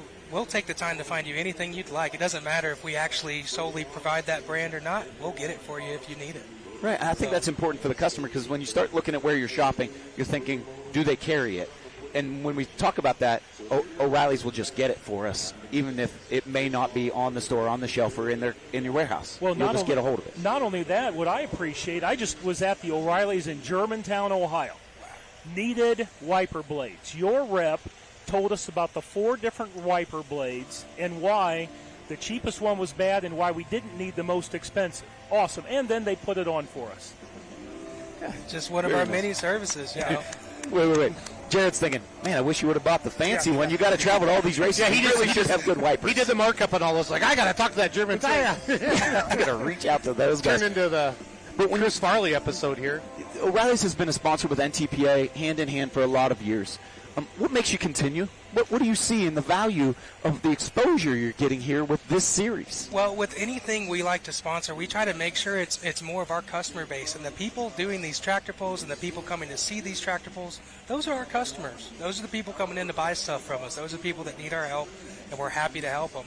So when it comes to tractor pulls, I mean, this is right on the money for where we need to be. So I love it. That's great to hear. We appreciate your involvement. Thank you. Yeah, thank you for your contribution to the sport and growing the sport and us being able to assist you in growing the O'Reilly's brand. yes, sir. Happy to be here. We're so happy you're here in Chapel Hill. Yeah. Well, This is like coming home, right? Do you live around the area still? No, I actually live up in Indianapolis, so it's so a you little get bit to chalk this off as a family visit, and you get to do a little tractor pulling and a business venture. Indeed. It's awesome. Yeah. It's very nice to meet you, Jared. Yes, Thanks sir. for joining us on the Jared. stage tonight. Appreciate it, buddy. Thank you, guys. Thank you. Take care. Safe travels. Again, welcome to the Countdown to Pull Time show. Dan up here with us with the NTPA. We had Darren up here, Miles Krieger, our house announcers tonight. Went through all the classes, 71 hooks tonight. As we welcome Mr. Yoder, I get hungry thinking about popcorn. And and somebody even picked his tractor to win tonight, Russ. So really, we got to be excited for that. So we're gonna throw some pop. Yeah, they picked you. I think it was you picked it. It's all good. Now I think what's really great with our next two interviews right here. Pro stock. Yeah, we not only have sponsors, we have pullers. Now I want to make sure we talk Yoder popcorn, but I just want to talk about his beautiful pro stock. That's what I was going to start with. That's what he knows to do that. Tell us about your pro stock. How yours is different than everybody else. Well, it's one of the only yellow ones out there, and it's really it's pretty. It's pretty. It's really nice looking. I really like it. So He's so pretty. He puts it in his store. I stopped in Shipshawana to go see that, and I took a selfie with it. Yeah. It's not for sale, and I really like it. Yeah. So put it that way. So it's a mini Mo sheet metal is what we're talking about for the viewers, because this is a non-destination viewer show. So some of these are brand new viewers. So it's a mini Mo in yellow and white. You have Yoder popcorn. You use as a sponsor, and is also your personal product and the sponsor of the class as well. Where could they get a hold of your product? So you can go to yoderpopcorn.com. Would be the easiest way if you're going to want something shipped to you, or better yet, come to Shipshawana and visit us at our retail store. And you can see the pro stock sitting inside. What do you offer? Pretty much everything you could ever want in popcorn. Like seasoned popcorn, spicy popcorn, sweet popcorn. From poppers to seasonings to all different varieties of microwave corn and raw popcorn. And this is a family business, Russ? Yes, it's been in our family since 1936. So you grew up knowing you were going to be a popcorn guy? Well, I knew I was going to grow up as a farmer, and then eventually our other, it's family, but not our immediate family, Gotcha. And we actually bought it from our family. But yeah, we've owned it ourselves. My parents and I bought it together in 1999 after I was done playing basketball. And whoa. Basketball? This is what all fans want to know. Yeah, tell us. Yeah, so I played Division I basketball and played some professional basketball. Where at? I played at University of South Alabama, and we made it to NCAA tournament, played Arizona the year they won. What's their mascot? Jaguar. South Alabama Jaguar. Yeah. How did you get from Indiana to the Jaguars? Recruited? Yeah, recruited. Brought down there? Yeah. So my brother played Division I at Colorado State. My uncle played Division I at Cincinnati. Wow. It's been in our family. I had no idea. Yeah. But I want to know about pro basketball. Where was that? Pro basketball. So I played a little bit in China. I could have went to Portugal and instead bought a popcorn business and started farming. Popcorn in Portugal. I'm just saying we're glad to have you. Popcorn in Portugal. Also played in Rochester, Minnesota, there for the IBA team. Played in the LA Summer League, which is now the NBA G League. Yeah. Cool. Did all that kind of stuff. What made you decide? What position? Well, what do you think? Point guard? No, center. Yes, point guard. The tip off. High five. Takes the tip. Russ is The smallest center of all time, Russ Yoder. Now we're going to get to the popcorn a little bit, but I want to say Sidetrack there. No, this is what my show. I'm curious. Any famous basketball players you got to play against and guard and hold to 4 points? Not to 4 points. But, Yeah, Dan, why'd you got to throw that I in? mean, I've played all kinds of NBA guys. I've played in the NBA G League, so I played against all those guys. We played Arizona the first round of the NCAA tournament my junior year, and they went on to win the national championship. What was the score of that game? We actually got beat by 4 points. We were up by 11 with 7 Were you a minutes to go. 16 seed then? They were the No, one? we were. It was a 4-13 game. Okay. Wow. So they got you in the long game in the last 2 minutes. The foul shots, the foul, the yeah, shots. well, they the went foul on line thing. a 21 to something run, and they beat 3 number 1 seeds after us and went on to win the national championship. So there's nothing to. Yeah, exactly. So just like coming out here to pull, when you set your mark to beat, and maybe you get beat by someone, it's okay if they win the Grand National Championship if it's not you. Is that how you view it? Like Well, as a puller myself, no, I look at that I hate like, to lose, so I always look back and see what I could have done different or better. I'm not one of these guys that blame the track guy or the sled guy. I'm saying, what could I do better first? Did I pick the right gear? Did I get the right weight? Did I get the right air pressure? Everything's me first, because I like to be the best I can be, not blame other people. So that's kind of my goal, is just to do the best I can do. And if I can go out here and do the best I can and still don't win, then that's one thing compared to just making excuses on why I didn't. So when you talk about selling the best popcorn, do you have a sampler pack I can order out of Western Pennsylvania? Yeah, we do. We do have a sample pack of microwave. We do sample packs of raw popcorn. We pretty much have everything you could ever want, and you can just order. You can basically order a la carte. You can get whatever you want. What's your best-selling product? Extra butter. Nice. Microwave. Oh, yeah. That's the name of the tractor. That's why I came up with it. That's what I eat the most. I actually go home and throw stuff in the microwave and eat it. I don't. We actually pop fresh popcorn samples in the store every day for people to come in. We give them a little bag. So that's also really good, too. But my go-to is extra butter microwave. So my understanding here is part of being a sponsor and a sponsor for the class tonight, that your product activation system of being, engaging the customer base here with your product. You might be giving away free samples a little bit later this evening, a mini bag, sampler bag of some sort. Yeah, it's really the best way for us to market our product. Yep. It's really pretty cheap advertisement for us. Direct marketing. And if that person comes and orders 10 packages of it, we're making money on it, and people are enjoying something that we have. So. And for those that are watching live and if they're in the area, third class tonight, Pro Stock class, we're going to be throwing that microwavable popcorn in the stands. Hey, I need a break during the third class. That's fine. Okay. You're at the starting line tonight, so you're okay. Well, Russ is second to last hook, so he's got time. He's got some time. He's got time. And so if you buy more popcorn tonight, Russ, if you looked at your tractor and you said, what part do you want next? How much popcorn do you got to sell to buy that part? All of it. Is it a gear? Pro Stock. Is it a gear? All of it. I like that. Gear, a charger? The whole semi-load is what we need to sell.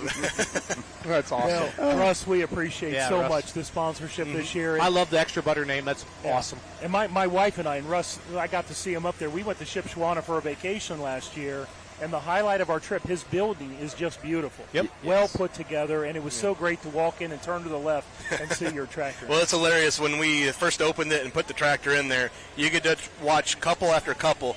The man would walk to the left, and the lady would walk straight, and the lady's like, where'd my husband go? And he's over there looking at the tractor. It's hilarious to watch people come in. You should put a GoPro on that. We've done the same thing. You could time-lapse your security footage and watch us veer to the side as we go over. Love it. Absolutely. Well, thanks for being a part of it. So much. Thank you, Yoder Popcorn, for sponsoring. You're welcome. Nearly Thank 100 you for years. having me. I look forward to celebrating 100 years with Yoder Popcorn here at the NTPA, and just a couple more, Thank 12 you. more. Appreciate you guys. Thank you very much. Thanks for coming up. And guys, that's what's so great about a lot of these sponsors is that no matter where you live here in America, you can see Mike Connie. Absolutely. She needs the car yes, keys. You can. We are live on TV right now. Thanks, Russ. And she's asking for the car keys. I love it. We're going to put you right here, Mike. We're going to put you right here.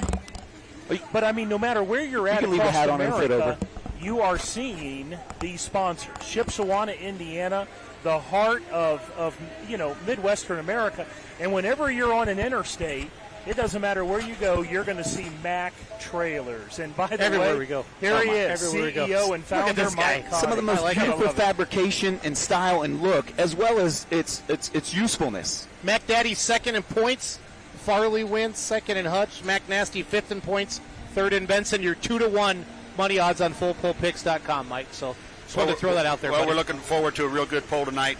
The weather's moved out. The tractors are running real well, and we're going to put a rip on things, Joey and I. So I think we'll have a good night. I think so, too.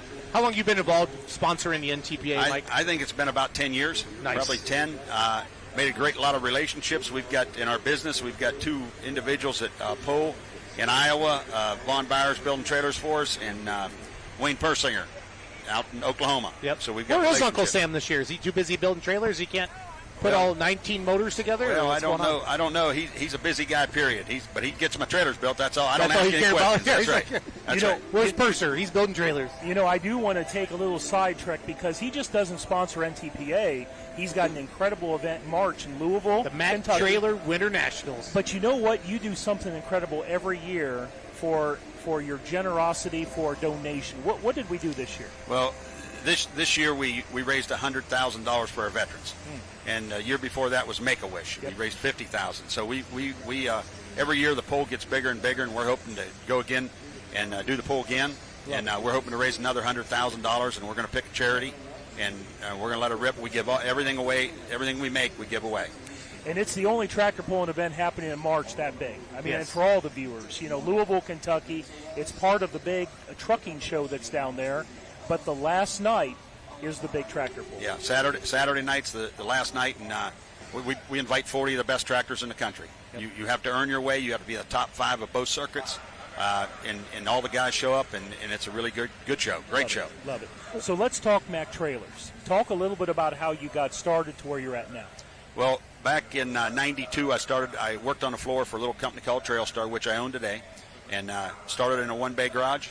My mother loaned me $8,000, and I rented a one-bay garage, and I was by myself putting brake shoes on a trailer. And today we encompass 13 manufacturing companies from Ohio to Michigan to Oklahoma to Texas to Billings, Montana, and Portland, Oregon. And we build flatbeds, all different type of flatbeds. We build dump trailers, steel and aluminum. We are big into the refuge trailers that haul trash, and then we're into the tank business. About 8-10 years ago, we got in the pneumatic tanks, and about 7 years ago, we got in the liquid tanks, hauling fuel all over the country. And Love's is one of my biggest customers, and they've supported us well over the last 8 years, and everything they buy is Max. I think it's crazy. The Love's brand covers your beautiful trailers with a sticker. I know, but I don't ask any questions. You're absolutely right. As long as they pay the bills. They pay the bills. Keep buying trailers. Yeah. So it's been a real good run. I've at 32 years now from the time I started it, and I got my son-in-laws involved in it, and they're running 6 plants apiece. My daughters work on the farm. We farm 3,000 acres and 600 head of cattle, and so we're busy. We believe in hard work and going to work and treating our customers right, and it works. All that comes together. Amazing success story. I think people find a passion in your philanthropy of how you give back and how you host a hook and give it to a charity and contribute to a fund that may be in need. What drives that passion of philanthropy? Just, I've been blessed. I've been blessed to start a trailer business. I didn't know anything. I milked cows for a living with my dad. I didn't know anything. I didn't know how big the transportation business was. I had cancer at 42 years old. Thought I was going to die. When you get hit with that stuff in life, you start looking around and realize how lucky you are. And if you can help people, you need to do that. If you're blessed, and we've been blessed. My whole family's been blessed. Everybody's healthy. So we like to give back.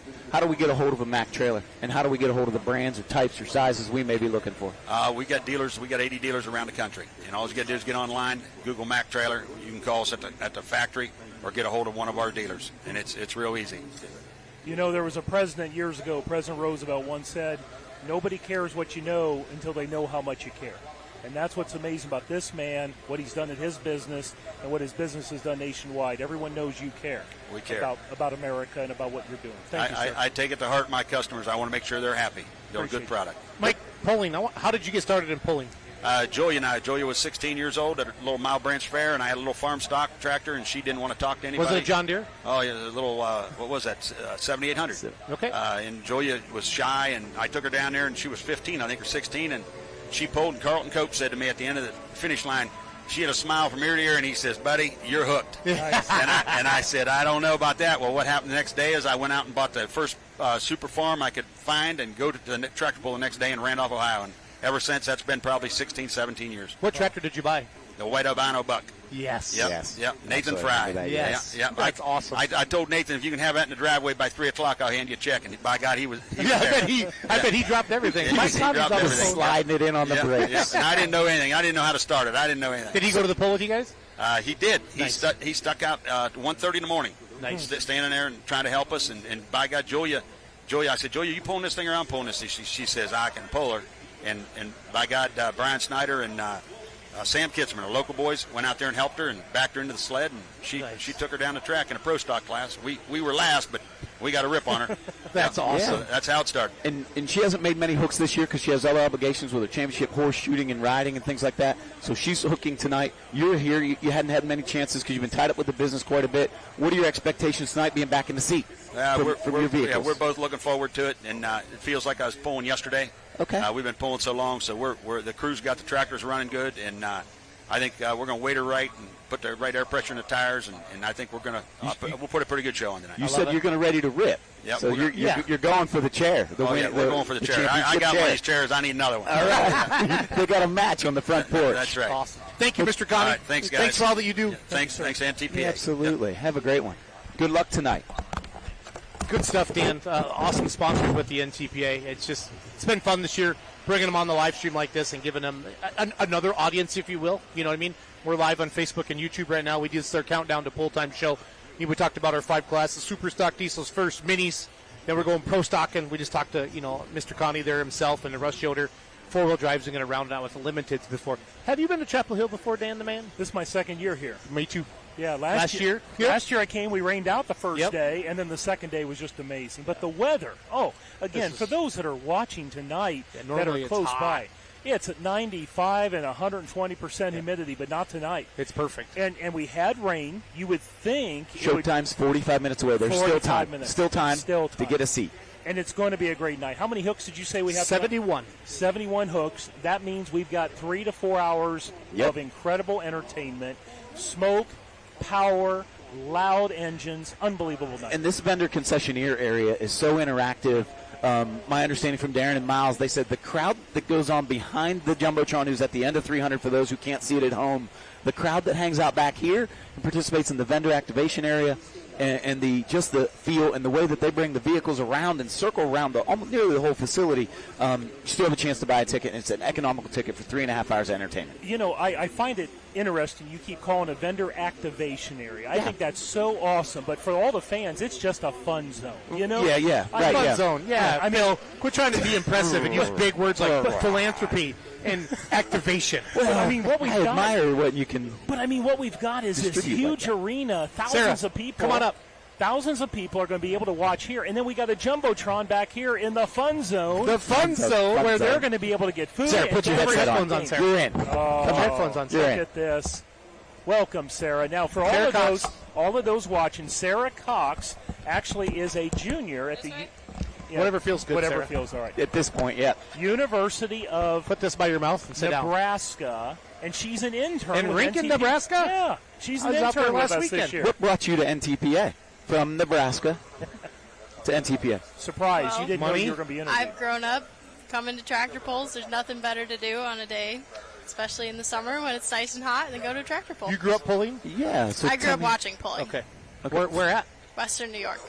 What? So how does a Western New York girl get to Lincoln, Nebraska? Because Ohio State wasn't smart enough to grab her. That's why. Oh. You only live one life. You might as well explore when Were you you're recruited nice to go to young. Lincoln? I had a very good tour, and that brought me there. Nice. What are you going to be when you grow up? I don't know yet. What's your degree? What are you thinking for your degree? Ag economics. Okay. Now hold on here. Hold on, Dan. Agriculture economics, incredible. You know, she just doesn't want to know about sponsoring and marketing. She's helping with our accounting department. But I want to highlight something because in August, you have been asked by a coach at the University of Nebraska to do what? To go help at the Colorado State Fair. Tell them what you're going to do. I'm working at their horse show. Okay, you can't just give three-word answers. Tell them what kind of horse show. Tell us what the description of your expectations or what they expect of you at that. Well, it's a quarter horse show put on by the Colorado State Fair, and they recruit basically anyone who wants that you help with the shows, you help with the judges and record scores, and just make sure the show goes smoothly. But what I'm saying is the coach of this team that's traveling nationwide asked her to come and be the assistant coach for this event. The girl's got talent. I look forward to seeing it. I look forward to it to grow and blossom with the NTPA. Yes. So this is part of your interview entry and job offer. Oh, boy. I mean, I'm just saying. At the end of the summer here. So when you said you watched Truck and Track Report out of Western New York, you're originally from Western New York? What parts? From parts unknown, like a WWE wrestler. A little bit. In between Buffalo and Rochester. And truck and tractor pulling up in that area was predominant for you? Where'd you go? What fair? Let's Pretty give big. There's a lot of just local county fire departments that put pulls on, and then obviously my big county fair that I'm missing to go to Bowling Green, but that's okay because Bowling Green's a once-in-a-lifetime experience. What is that fair? The Wyoming County Fair. Okay. I'm familiar with the Snyder County tractor pullers up in that area, and their hot farm group, and they're highly competitive. There's lots of clubs up there. Yeah. So with EST. So with NTPA, what do you do at these events? Well, I assist with whatever you need, obviously, but just making sure the sponsors are happy, that's first and foremost. We love to promote what they do for the organization, as well as any help that the event managers need. I'm the little runaround person. Some days you'll see me taking pictures. I might be recording distances. I might be throwing shirts out. I do a little of everything. So even prior to our interviews with the sponsors here that stepped up on stage, you acted like a cat herder. Yes. Because each one of those guys are sought after by someone in this crowd. So then they get talking, and they start to walk away a little too far and forget that, oh, by the way, we still need you on our show. Yep. Slide back in this direction. Yep. But she's being awfully humble. Yeah, absolutely. You can sense it in her personality. Here we're a team, but next week she's in Fort Recovery, Ohio. I'm in Brandenburg, Kentucky, and we're both taking the lead on both events for the sponsors. That's where I'll be too, Sarah. Yes. Yeah.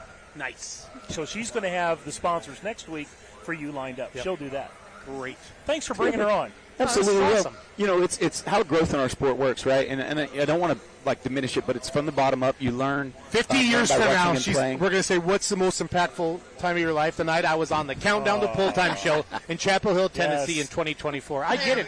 I get it. It's hard. I mean, Jason, thank you. Phil, thank you. Dan, thank you for bringing up here tonight. No, we're done being funny. We'll take a small Sarah, percentage. You're awesome. You've been great. I've got to work with you this summer. Nice. Dan, Absolutely. the man. Thank you, guys. I look forward to the rest of the summer. Yeah, absolutely. PK, let's wrap this up. Sure. Let's head back to the trailer. Let's go to our post. Thank you for watching tonight. We're going to stay live. Yeah, That's absolutely. We're going to stay live. And people are going to get to watch the first 10 minutes or so of the poll for free. So we're going to say, then we need you to go to fullpoll.live if you want to head over and watch Absolutely. it. Allison, who works in our production, will set up a graphic. You'll see the first few minutes of it, and then she'll remind you of this live stream. Complimentary is going to end into slide over into the full poll side of Full Poll Live. And if you haven't done it yet, PK, go to the Full Poll app. Yeah, I got that. Can you zoom in on that, Ellie? She could not. That will not see that. Will not see that? No. Go to the Full That's Poll. an ant on the back of an elk after trying to see that cell phone. Hey, Ellie. Make some money. But you have to make steady. some money. Think what Vanna White used to do. Don't move it. Just hold steady. She went up and touched letters, and then they turned colors. Yeah. She flipped back in the day. Steady. This has been a great countdown to pull time. Thanks to Darren Hartwell, Miles Krieger coming up, our in-house announcers. I'm excited to have you tonight down on the starting line. What are you thinking to the pullers? What are you getting ready for? Yeah, now, we're going to keep it at 30 seconds, though. No, I don't want one of these 30-minute interviews for PK. Yeah, I'm not looking for 30 minutes, but I always like the insight. Like Russ, and we jumped into, oh, my gosh, an ex-pro basketball player. I know, right? Russ Yoder? What? And then, Mike Connie changing brakes in his shop in his mom's garage on loaned money, and he's got, and I'm going to say it, an empire of trailer building across the country. It's awesome. Right, so when you think of the There's hope for you yet, PK. There's hope for you yet. Yeah, I know. What are you going to be when you grow up? I'm thinking I got to unhitch my wagon from you. I have to find my own direction.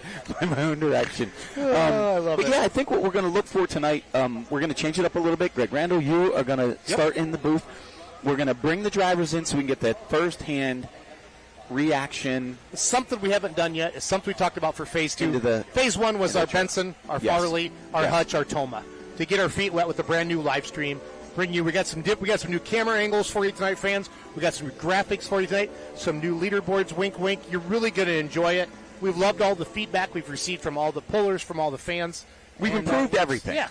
We're still chipping away. We've improved everything. This is just year one, baby. And then, hopefully what we're getting to tonight, and I spoke to a few guys in the pit area. It's an open pit area. If you bought your ticket or you want to become part of it at another event, it's an open pit area. You can chat with them anytime. So I walk up like, hey.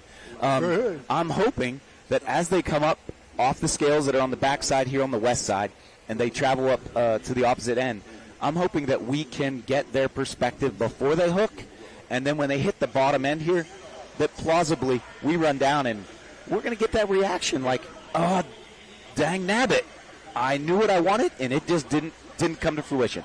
We're back in the field. Or everything worked out exactly the way I wanted and more, and I'm the new leader, and I don't know how excited I am, but now I'm nervous to watch the cars come behind me.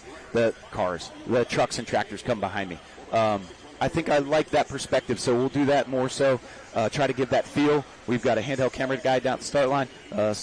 Scotty will be a part of that, and, Ellie's doing our shoot here tonight. She's like, I didn't even get a... Love you, Ellie. I didn't even get a restroom break. Love you, Tony. I've been on the air for 3 hours. We're going back in the booth. Thank you for watching Countdown to Pull Time. We'll be back tomorrow night at 5 o'clock. We're going to have some pullers up here with us tomorrow night based upon how they did tonight. Yeah. Some storylines. We try to find some storylines. It's great having Miles and Darren. PK? Join us on social media. If there's something you want to see, hear, ask, and you can't be a part of it, hey, we can be your part. We'll ask that question. We'll get that, and we'll get that information and find you some of that insight. Levi. He cannot hear us. He is on a technical production. 4, 3, 2, 1. Back to you. Looking for a refreshing change? Say goodbye to sluggish performance and reach for the one that won't slow you down. That's crisp. Experience the force of clean, pure oil coursing through your engine.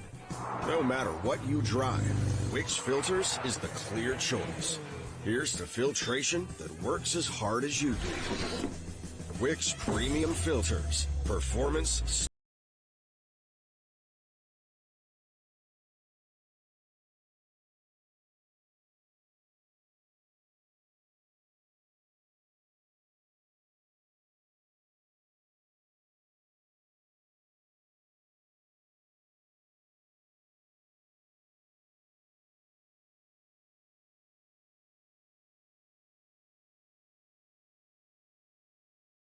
chassis with Mack Trailer. You've got questions?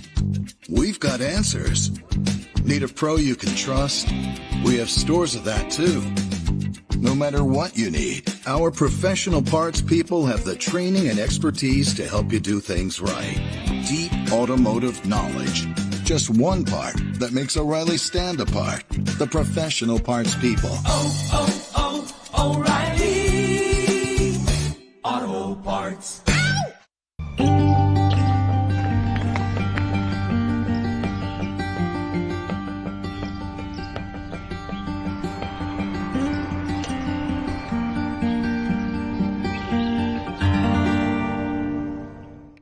At Beck's, we stand up for things that matter most. Our faith, our independence, and helping farmers succeed. As the largest family-owned seed company in the U.S., we believe in the integrity of remaining an independent family-owned seed company.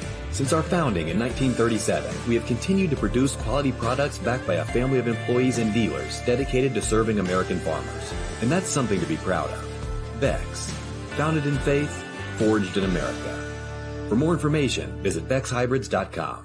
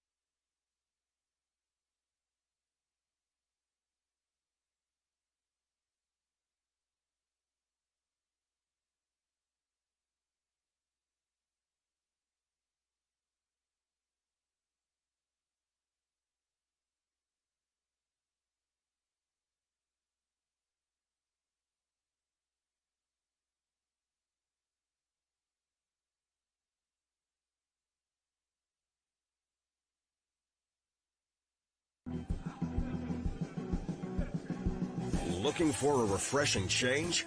Say goodbye to sluggish performance and reach for the one that won't slow you down. That's crisp. Experience the force of clean, pure oil coursing through your engine. No matter what you drive, Wix Filters is the clear choice. Here's to filtration that works as hard as you do. Wix Premium Filters. Performance starts.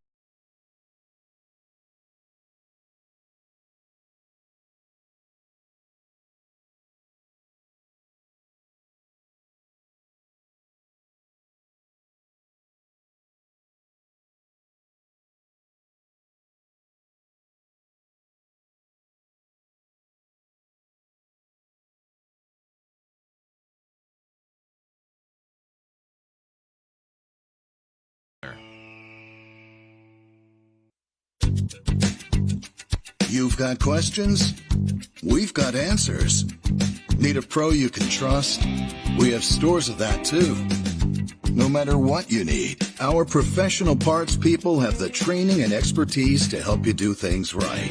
Deep automotive knowledge. Just one part that makes O'Reilly stand apart. The professional parts people.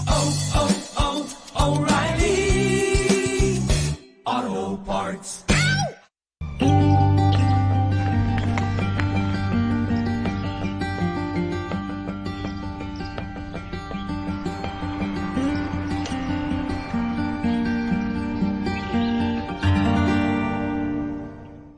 At Beck's, we stand up for things that matter most.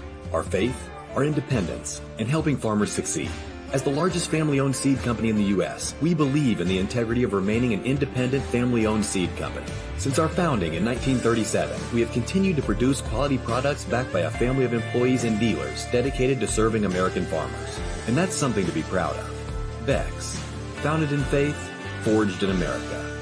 For more information, visit BecksHybrids.com.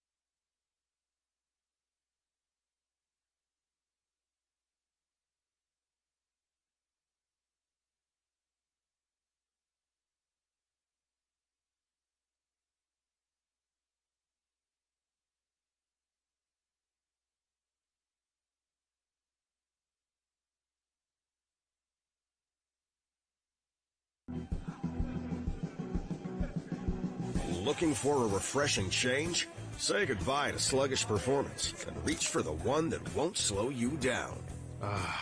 That's crisp. Experience the force of clean, pure oil coursing through your engine. No matter what you drive, Wix Filters is the clear choice. Here's to filtration that works as hard as you do. Wix Premium Filters. Performance starts here.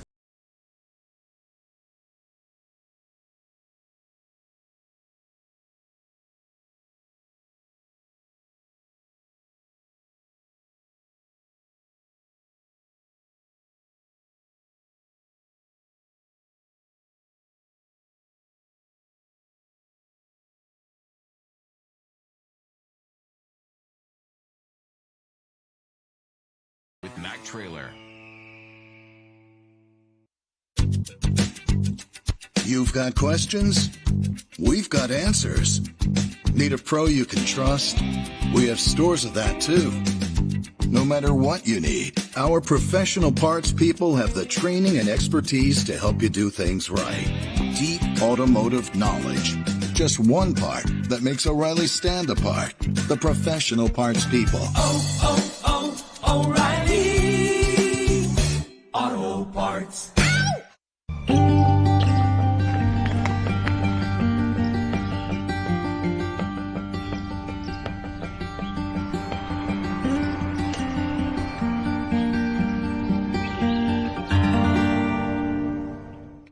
At Beck's, we stand up for things that matter most. Our faith, our independence, and helping farmers succeed. As the largest family-owned seed company in the U.S., we believe in the integrity of remaining an independent family-owned seed company. Since our founding in 1937, we have continued to produce quality products backed by a family of employees and dealers dedicated to serving American farmers. And that's something to be proud of. Beck's, founded in faith, forged in America. For more information, visit BecksHybrids.com.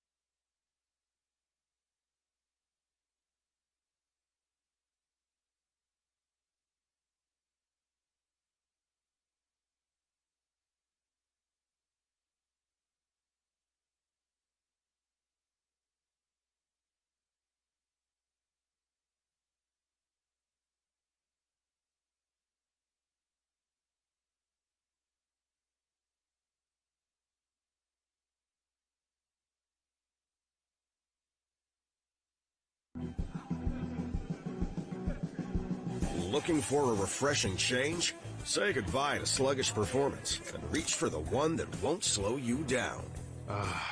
That's crisp. Experience the force of clean, pure oil coursing through your engine. No matter what you drive, Wix Filters is the clear choice. Here's to filtration that works as hard as you do. Wix Premium Filters. Performance starts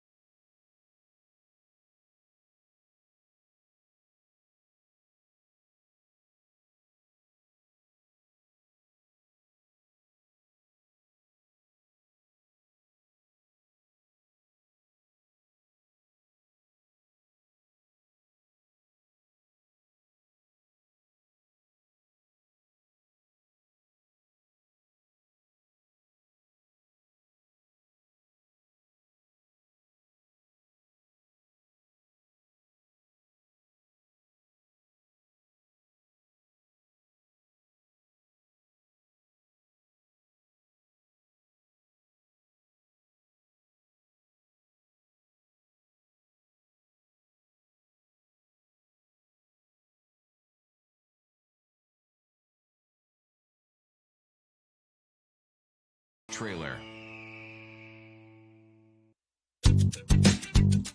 You've got questions?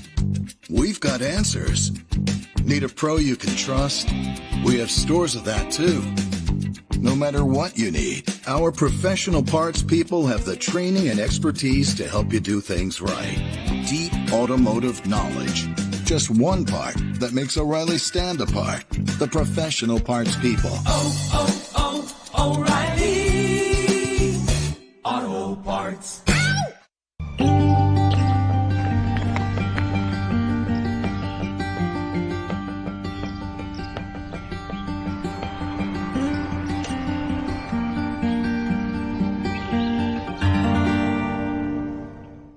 At Beck's, we stand up for things that matter most. Our faith, our independence, and helping farmers succeed. As the largest family-owned seed company in the U.S., we believe in the integrity of remaining an independent family-owned seed company. Since our founding in 1937, we have continued to produce quality products backed by a family of employees and dealers dedicated to serving American farmers. And that's something to be proud of. Beck's, founded in faith, forged in America. For more information, visit BecksHybrids.com.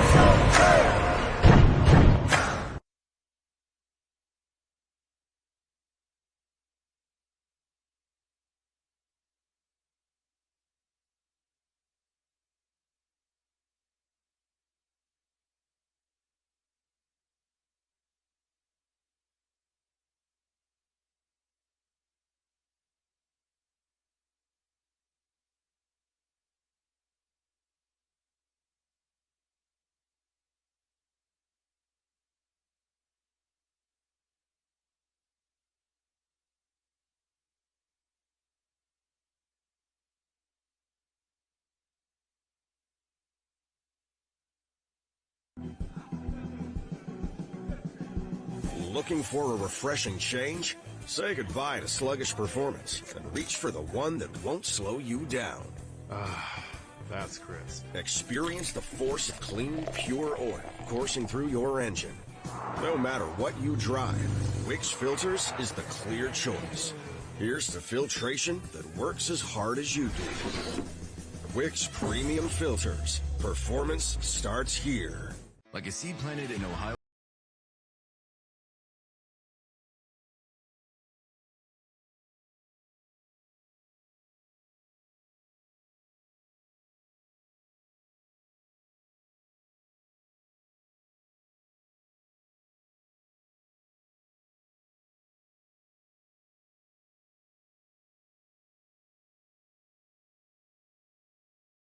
With Mac Trailer. You've got questions? We've got answers. Need a pro you can trust? We have stores of that too. No matter what you need, our professional parts people have the training and expertise to help you do things right. Deep automotive knowledge. Just one part that makes O'Reilly stand apart. The professional parts people. O'Reilly Auto Parts.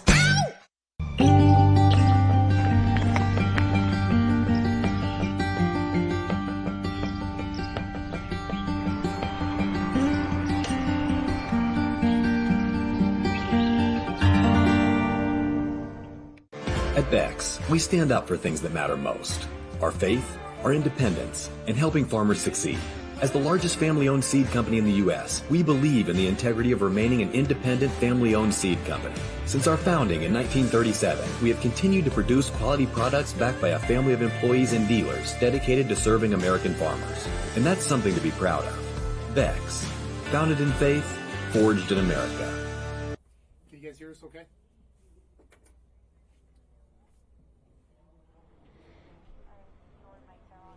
All right, Greg Randall sitting here in Chapel Hill, Tennessee. How cool is this, buddy? It's tremendous. It is tremendous. We are super, super excited to be at the 49th annual Lions Pull, the Lions Super Pull of the South. Super Pull of the South. Everybody, Greg Randall, Executive Director of the NTPA. My name is Jason Schultz. We're gonna be your in-house announcers tonight. Our buddy PK is going to be out on the track. We're trying something new tonight. This is phase 2, Greg, for our live stream. Phase 1 was Farley, Hutch, Benson, Toma. Kind of get our feet wet, get going and stuff. You're going to see some new graphics tonight, fans. You're going to see some new leaderboards. We've had some time to do all that stuff, and now we're going to get going with this. So I asked Greg to come inside the booth with us tonight. Nobody knows more about the NTPA than this guy. Well, I don't know. Dan Mayer might. he gets announced for the of history, right? He does, and he gets announced for the first time ever here. Fantastic. So he's pretty excited about that. We got Dan Mayer, Miles Krieger, and Darren Hartwell out for our crowd tonight. Again, Greg Randall and I inside, and then, like I said, Phil Kelly is going to be down on the track. Going to be doing some, how are you feeling, what you think. We're trying to get those driver reactions, that immediate, holy cow, somebody just went 360, I'm going to move this sled, that kind of stuff, Greg. Hoping to pull some information out of that to share with you, everybody. Yeah, there's so much that happens down at the starting line. I mean, they're really clinched up down there. There's a lot of nervous Nellies down there at the starting line. There's no doubt about it. From where to put the weight to where to put the sled to, did we remember to do X, Y, and Z? And then they got the track. We forgot to do Z. So my history here goes back to 1990. Okay, tell me about it. So came into Chapel Hill. They had about 2 stoplights at the time. Is there 4 now?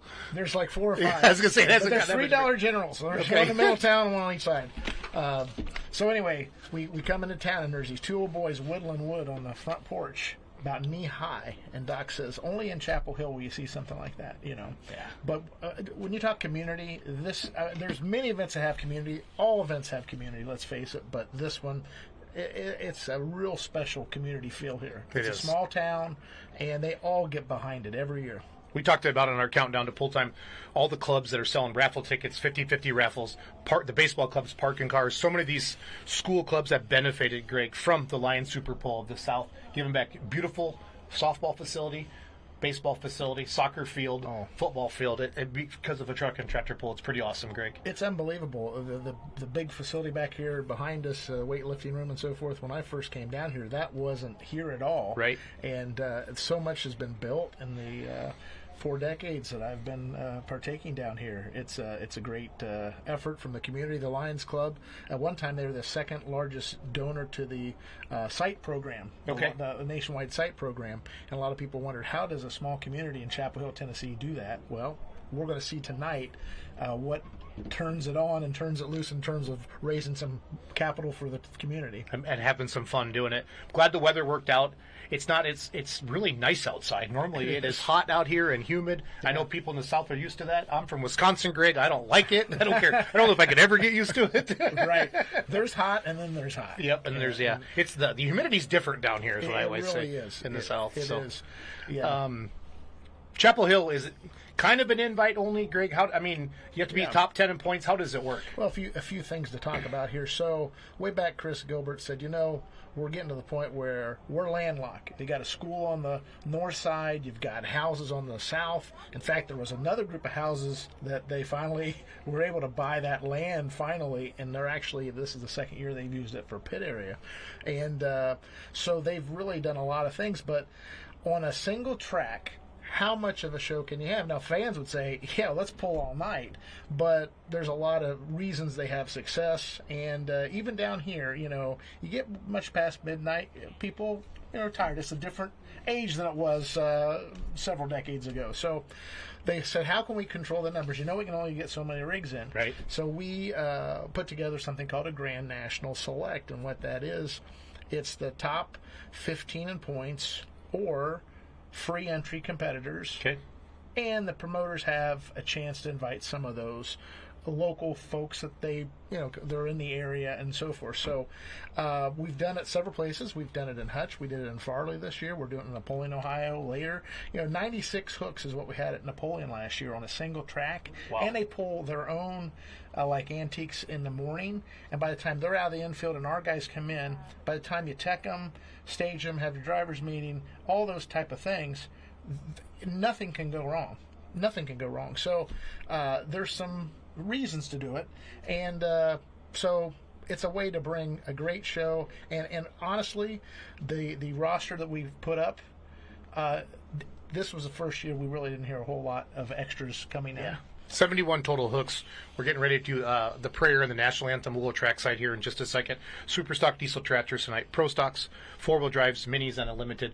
Good mix of smoke, good mix of noise. I'm really looking forward to this, Greg. It's great to have you in the booth with us here tonight, here Friday night, session 1 of Chapel Hill. So I'm going to tell the production room, Allie, we're going to come back to you whenever you want.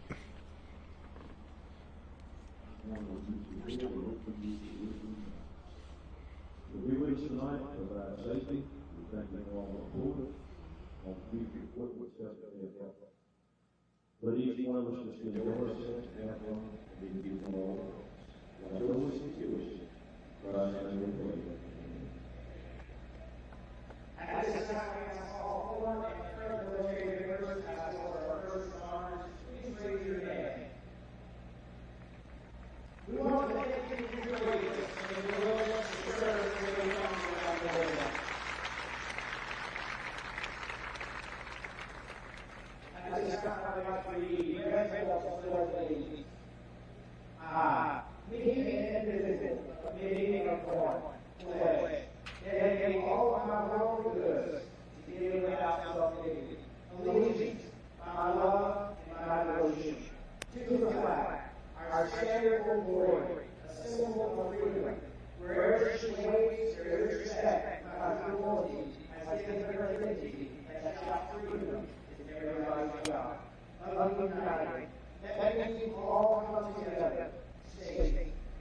Individual communities that have united in 50 great states, 50 individual communities of pride, dignity, and purpose, all guided with the imaginary values united to a common purpose, and that's the love of our country, America, and to the republic, the state in which sovereign powers invested in representatives, chosen by people to govern, and government is the people, and it's from the people to leaders and not from the leaders to the people, for which it stands, one nation, meaning we are so blessed by God, indivisible, and incapable of being divided, with liberty, which is freedom and the right of power to live one's own life without fear of arrest or some sort of retaliation, and justice, the principle of equality of dealing fairly with others for all, which means this great country we live in is just as much my country as it is yours. At this time, we ask you all to remember Roman silence for all those members who lost their life.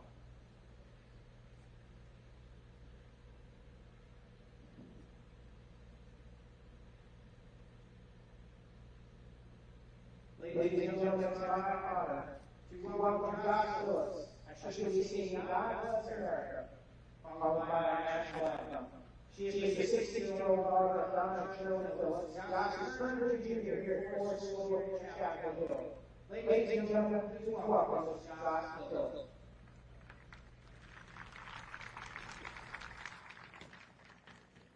God bless America, land that I love, since I heard and I through the night with light from above, from the mountains to the prairies, to the oceans, washing home. God bless America, my home sweet home. God bless America, my home sweet home.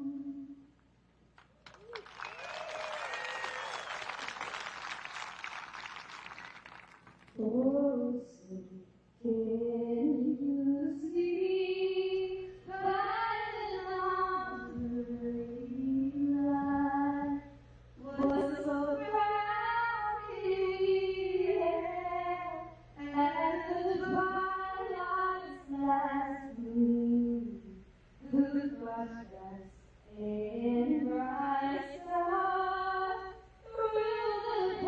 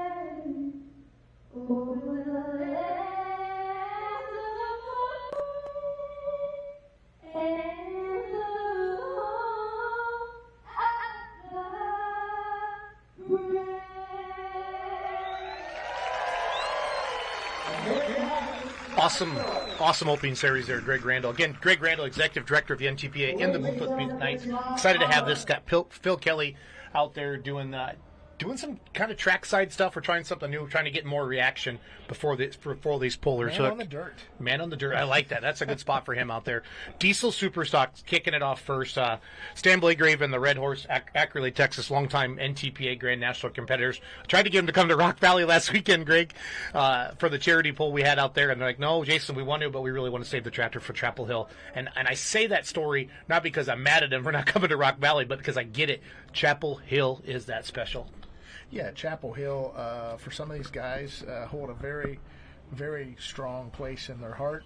The families, families get to know families. I probably got asked 3 times, how are your girls? And a couple of them said, yeah, we watched, this is my granddaughter, we watched his daughters grow up. I said, yeah, my youngest has graduated college, so the guy held her the first year, we brought her down, so that's how it is with all the people in the Lions Club. That's awesome. That is awesome. We see the beautiful Red Horse coming on the track right now. We got a little picture-in-picture up for you guys. That's something we're bringing on to phase 2 of our live stream. He's going to run that left side of the track. We talked about it earlier on the countdown to pull time. We see a lot like that, almost the inside of the track on the announcer side, but he's picking that far left side over there, if you will, opposite the announcer stand. So if you want to go full screen on that again, Rogo, you sure can. Greg and I will just fade off into the back there. There is the beautiful Stan Blagrave, the Red Horse out of Ackley, Texas. He'll be the test puller, 8,000-pound diesel super stocks. They got a second up in Hutch this year, and their odds were 2-1 on fullpullpicks.com. We do have games up on real money wagering on every class for you fans tonight. So the diesel super stocks are closed now. So class number 2 is going to be our mini rods. So if you want to go wager on the minis, the pros, and limiteds, or the 4-wheeler drives, you still have time. As we see Stan Blagrave, the Red Horse, get buckled in. Diesel super stock class, Greg's been around for a long time, buddy. Yeah, and they've had a lot of success here in Chapel Hill. And one of the things that I think is probably realized is they actually have always been super stock. And the top guy goes home with, I should know that on top of my head, it's like nice. So weekend outing, so yeah, a little extra incentive to save it. 540 cubic inch fans, you can run up to 4 turbochargers, big 30.5s on the back. Saw Marvin Epperson give his little whirly bird gift to you. We got green lights on the sleds, so it's time to go pulling in Chapel Hill, Mr. Randall. Are you pumped? How many years you been? This is 49. I know you're not that old, Randall. When do you remember your first Chapel Hill, buddy? Yeah, 1990. 1990. Yep.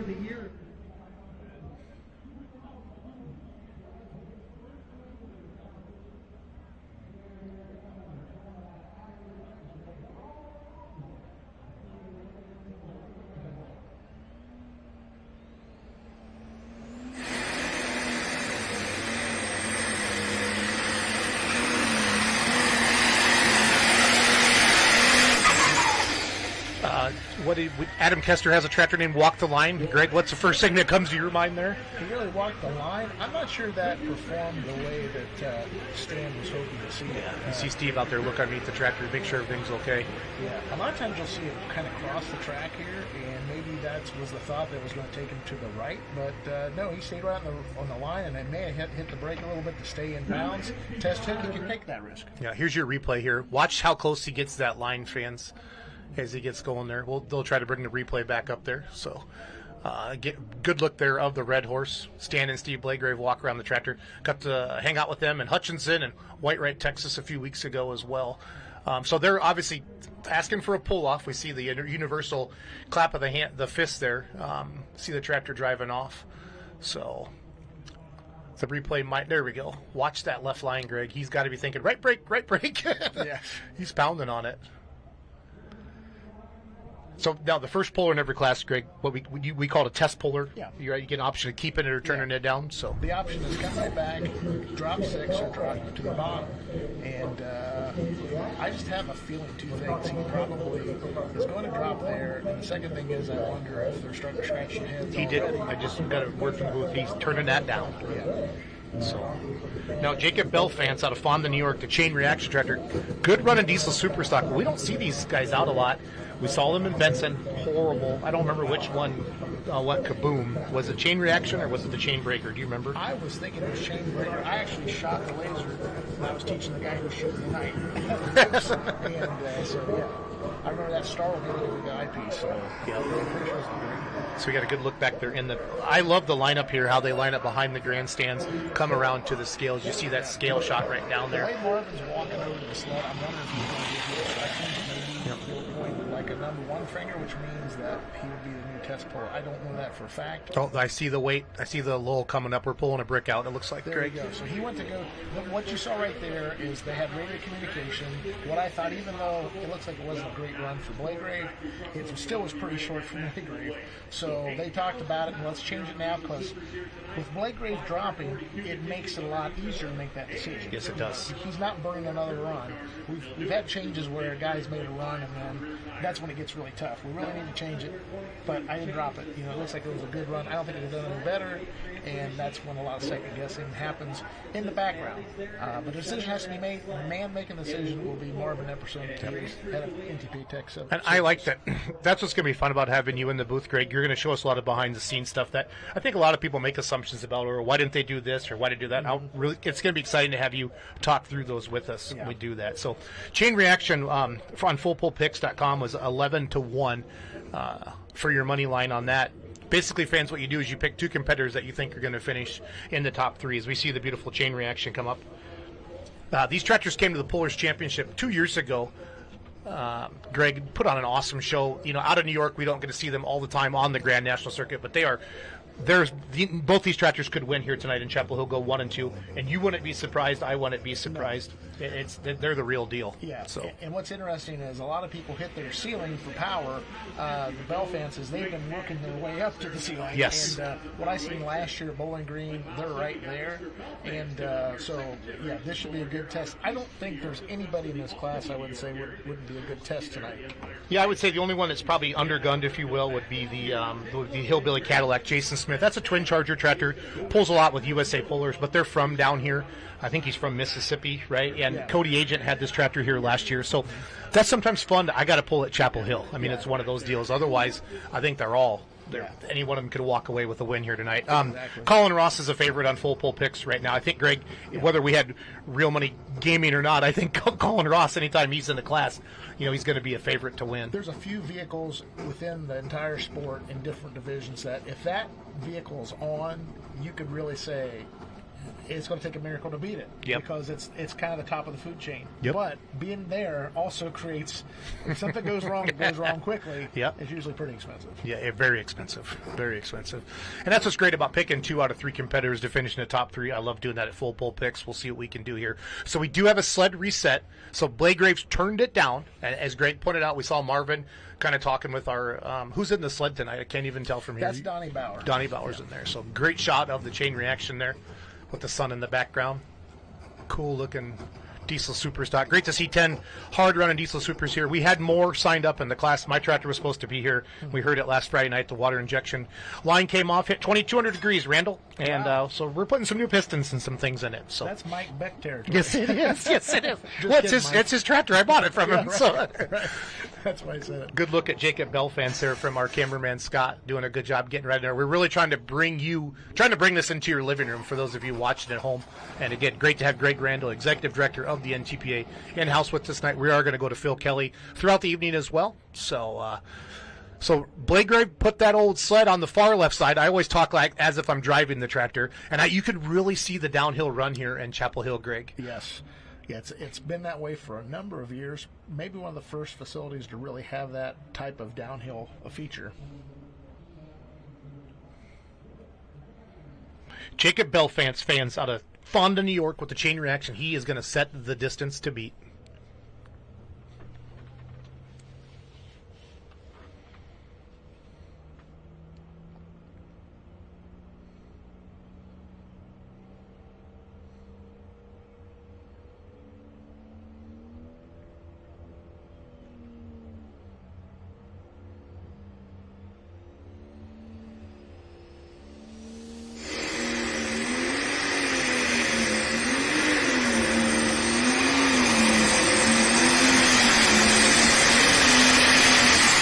First thoughts, Greg, watching that pass, what are you thinking?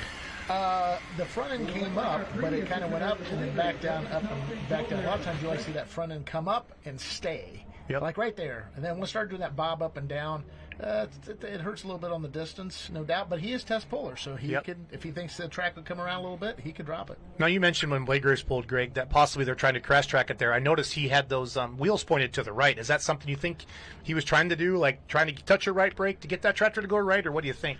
You know, it's a very good question. Only he would really know for sure, or if it's just a propensity to turn my steering wheel when the wheels are in the air. You know, I'm not sure. I get it. Wouldn't want to guess, but solid run there. We see his dad, John, look underneath the tractor. I saw some fluid on the track, so he is keeping that, is what we've heard. We're waiting for an official distance here. We'll get that up there on the screen. Next puller will be Steve Burge, Lock and Load at Lynn, Indiana. They're currently third in the points. They got a fourth in Toma and a fourth in Hutch this year. There we go, 273.015. Nothing wrong. I'm not saying anything, but I don't think that's going to be our winning pass tonight. I think that track's going to get dialed in a little bit. Colin Ross is our last puller in the class. But again, see that replay. You talked about that wheels high. That's a little too high. And talk about that. Talk about the hitch height and what that does to the pan of the sled, Greg, if you don't mind. Well, it's a 20-inch drawbar, so when they get up so high, the leverage changes. The perspective of the leverage changes, so you're not really pulling up on that pan. It's actually pulling your wheelie bars down to the ground, so you lose that advantage of the leverage. And it's all physics in the sport of track and tractor point. A lot of people, they don't talk enough about that, but it is. I mean, the reason they run certain tire pressures, and the minis, they won't run their normal drawbar height, because if the track's too good, they won't be able to control it. They got so much power. Steve Burge will be up next. You see Butch there. Yep. And Jerry from Travis's crew. Another look at Jacob Belfance waiting for a pull off there. Every time I see a diesel superstock get hurt, my heart melts a little bit, Greg, because having one now, it makes you a little more honest with the tractors, but that's all part of it. Sometimes the biggest victory is pulling off the Exactly. track without getting out a shovel in pieces. I mean, quite honestly, no, you're right. I haven't followed Belfance since I've seen him earlier in the season. I'm not sure if this is first time out with that tractor, or, there's something about being here for the next day. Yep. If you're not part of the battle, you can't win. Right. For those of you watching right now on Facebook and YouTube, we are going to end the free live stream. You signed up for the countdown to pull time, and then we kind of wanted to tease you a little live look in of what you're seeing. If you want $39.99 a month, live fullpull.live, you can watch it all. You can go back and watch all of the other polls we've missed this year, and you can watch Chapel here this weekend for only $39.99 a month. So we're going to show one more replay, is what I've been told from the booth, and then we're going to do that. We see Butch, one of the owners of the Lock and Load, with Steve Burge out of Lynn, Indiana. Lock and Load. Again, they're sitting third in the points. So we got Colin sitting out at 98 points with the NTPA. Greg, can you take us through? It's 1 point per. It's 30 for first. Can you take us through that? Well, it's actually technically it's 15 points to hook to the sled. Okay. And then if you get first place and you have a Grand National registration, meaning whatever your vehicle's registered at is where your points go. So, like right now, I see that everybody in this class has a Grand National 2024 license. It's denoted on our lineups here. So, first place tonight will get 15 points on top of their 15 points to hook. Second place will get 14, and so on down the line. I like it. I like it a lot. You see Steve Burge getting backed in. It's always important to get squarely backed into the sled. These drivers never want to have to touch a brake. It's all about momentum. They'll rarely touch a brake unless they absolutely have to, especially in these classes. And I've talked to Travis Schlabaugh before with the Bone Twister. Those big 30.5s, Unlimiteds, the mods, they get so hooked in, Greg. You can pound on the brakes all you want. They're going the way they want to go. Yeah. You're holding on to a rocket. Just where is it going to take me? I like that, holding on to a rocket. Yeah. Again, welcome fans of Chapel Hill, Tennessee, the Lion Super Bowl of the South, 49th annual. Greg Randall in the booth with me here tonight, Executive Director of the NTPA. Hopefully I can keep him in the booth all night unless he gets called out to something. Good look from our cameraman, Scott. See Steve Burge's eyes down there, the big twin stacks of that diesel super stock. I grew up watching this class, Greg, and it's a dream of mine to own one, and I really wish we were here tonight, but like you said, they're ticking time bombs, and that's just how it goes. But I can't thank Mike and Sally Beck enough for selling me the the high-tech redneck, as we see now. Yes. We saw Blake Graves run that far left line. We saw Bell Fences move it back to the middle. Now Steve has kind of split that. I think we're going to see everybody try this whole track, don't you, Greg? I do too, yeah. Until they can figure out where the sweet spot is. And I'll be honest, I've watched it here. It might take a few tractors for things to progress a little bit on the track. It's just, it's every event normally.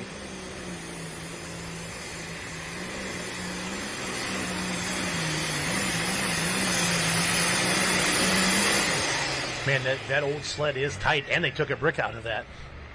But we haven't really seen anybody get hooked up and really roll yet. Yeah. You know what I mean? And you see all the little crumbs on the track and behind the tires and in front of the pan. That weighs quite a bit as well. As that track's going to get worked tonight, we see that replay of lock and load. We'll get his distance here for you in a second. 273 and change. We'll take over the lead. I'm not sure if he's there or not, to be honest. I can't tell exactly from looking at it. We go back to the starting line. Kent Payne, Petersburg, Indiana. Super Rooster will be our next puller. So go back to the replay. We'll get our distance here for you in just a second.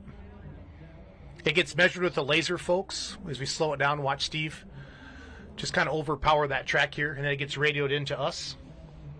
Steve was a 6.5 to 1. Kent Payne, Super Rooster, almost even money coming up next here on fullpullpicks.com. I would expect that.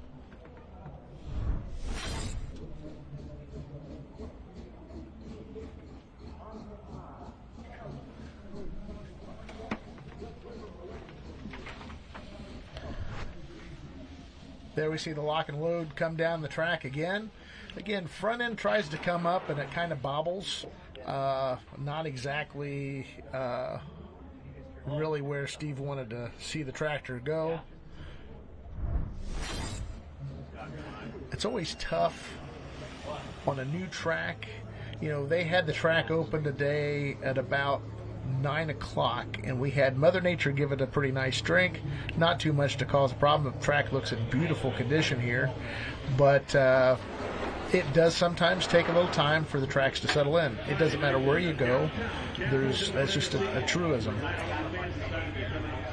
So last year's Grand National Champion comes to the line, Kent Payne, and he's right now sitting in 5th place. And this is normally the point in the season where guys really get serious about the points. They're serious about the points all year long, don't get me wrong, but if you're going to start to make your run for a title chase, and that's where we're at. We're about middle of the season, and you have to be performing at your best, laying down consistent laps after laps to really make a run. And this is usually the time of the season. Here at Fort Recovery Rockwell, we'll start to see some guys pull away. So Jacob Belfance in the lead at 273. Steve Burge at 268. We turned up our mics a little bit, so somebody in Minnesota texted Greg. So let us know if that sounds a little better. If you could text Randall back, I'd appreciate that. We want you to have the great live stream experience here at fullpull.live. You see a beautiful shot there. Kent Payne, Petersburg, Indiana. The Super Rooster, defending Grand National Champion here, chasing that 273. Would not be surprised to see Mr. Payne park it out there over 300 feet. This is one tough runner. So.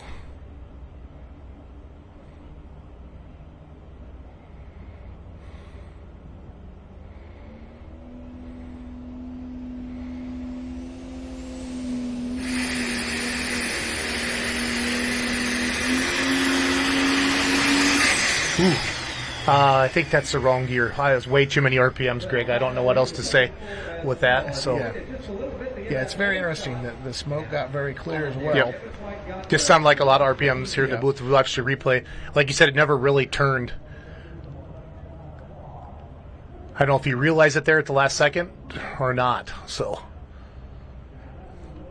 Then, might have been a different mindset. Maybe I need to shift down. These other guys aren't getting. I was trying to keep the RPMs up to really honk it down there. Keep the tires spinning, Greg. Yeah, and sometimes you start trying to defend your title, and you need to stay ahead of the game. You maybe change a few things, and maybe some of it works, maybe some of it doesn't. I'm not saying that's exactly what Kent's program is, but it's people are chasing it. You got to stay ahead, and Kent is definitely an innovator, does a lot of great work for a lot of our competitors, keeps them out on the track, and we certainly appreciate him and Sandy. Yeah, definitely not the pass that we expect to see from the Super Rooster, but that's how pulling goes. Kent Payne going to slide into the third spot here. Jacob Belfance continues to lead at 273. Steve Birch going to be in second at 268. We'll get Kent Payne's distance here for you in just a second.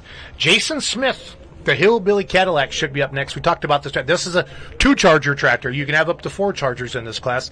I'd call this more of a state-level diesel super stock, but he gets to pull at Chapel Hill, and you never know, Greg. That's why everybody hooks to the sled, buddy. Yeah, he had talked to me a couple times this spring, and definitely is wanting to chase the points and see what he can do and gain knowledge of the tracks, and who knows. He also is looking for his ceiling. Yep. A lot of you asked for that immediate what place they're in. You can notice that if you're a full pull.live groupie since the beginning, if you will. We're getting that distance up there and what place they're in right away. As you see, the Hillbilly Cadillac out of Bruce Springs, Mississippi. Jason Smith coming up. Bought this tractor from Cody Agent.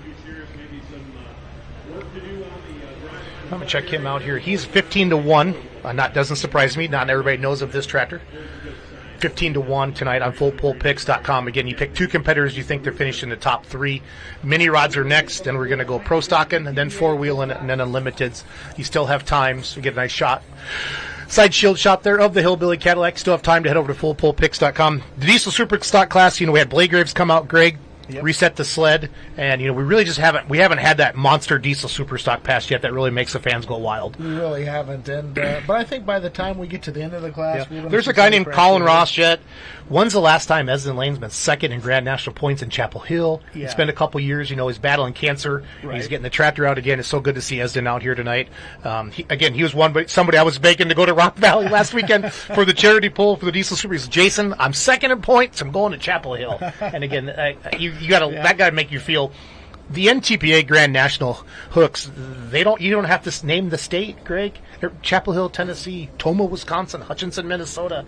I mean, it's just Bowling Green. You don't have to say Ohio after that. True. Everybody knows they're destination events that you get to be part of. Chapel Hill, North Carolina T-shirts down here. And the funny story behind that is the artwork last year said the same thing, but this year they mistakenly printed them, but they reprinted them.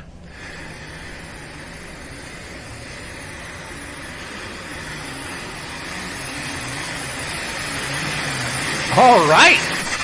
Jason Smith and the Hillbilly Cadillac out of Bruce Springs, Mississippi. Again, doesn't sound like the big 4-charger tractors. Yeah. What do you got, Phil?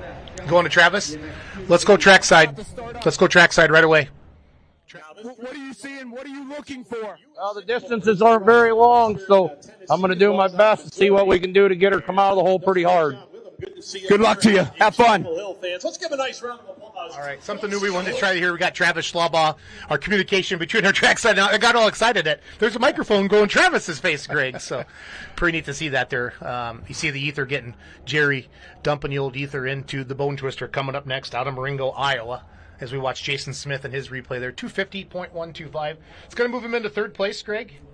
Again, still looking for that diesel super stock pass that makes the crowd go wild. And the next guy, Travis Schlaubaugh, he could deliver it with the Bone Twister. Crowd favorite as always. He is 3-1 on our full pull picks tonight here in Chapel Hill, Tennessee. See Jerry dumping the ether in. We've had a couple. Let's see where Travis puts the sled, and I'm thinking if he puts it toward the center, maybe a good idea, because we've had 2 or 3 people lay down passes in the center of the track, and as they work this track in, I think some of that mealy stuff or whatever, the crumbles on top, will start to kind of dissipate a little bit. You'll notice that throughout the night, and that's true of a lot of tracks. Yep. See RJ Simon, you can't see this, but Greg and I can on some of the other cameras, poking around out up there on the track, trying to figure out that starting lines that get changes. Here comes Travis Schlaubaugh. How many Grand National Championships, Greg, do you know off the top of your head Trav has? Is it 3 or 4? I was thinking definitely 2, but Yeah, I didn't do that type of research. Do you know I was born in Marengo, Iowa, Greg Randall? I think I remember you telling me. So I told Travis, when I have enough money, I'm going to get a billboard, and I'm going to say, birthplace of Jason Schultz, and I'm going to call Travis the mayor of Marengo, Iowa. Marengo, Iowa is 1,000 people, folks. It's not like it's a big metropolis, but it's pretty fun. Well, I see a pull-off in the future, the Battle of Marengo, firstborn. We could do it. Yeah. We could do it. I see a throwdown coming. It's a throwdown. Like a UFC title fight kind of a thing. I don't know if my tractor can compete with this one, but we'll find out someday. So starting to really see the stands fill in, Greg. Friday night crowds are tougher. People work. Yeah. And they got to get home and get out there. Last year, Saturday night was electric here, Greg. It was my first time to Chapel Hill, and it lived up to everything that everybody said. To get a nice look there of the big 30.5s. They're going to drop that hook in there. Our camera guy squeezing right in there. Yeah. You see the safety chain go on there in case that vehicle would come unhooked from the sled. It would kill all the air to the vehicle. All right, we got to get one over 300 feet here, Randall. If anyone's going to do it, I think it's going to be this guy right here. Jacob Belfance in lead at 273. Steve Burge in second at 268. Jason Smith just moved into third. And then Kent Payne's in fourth right now. But waiting for that big monster pass to make the crowd go wild. Travis Schlabaugh, Marengo, Iowa, and the Bone Twister coming up next. And you're right. He has that sled kind of where everybody is. So, chain is tight. Randall, make a prediction right now. I'm putting you on the spot. Name a distance. He tickles 300. Tickles 300. I'm saying 302. Randall's saying 297. Green flags. Here we go. I love this shot to see that old smoke as it changes from white to black.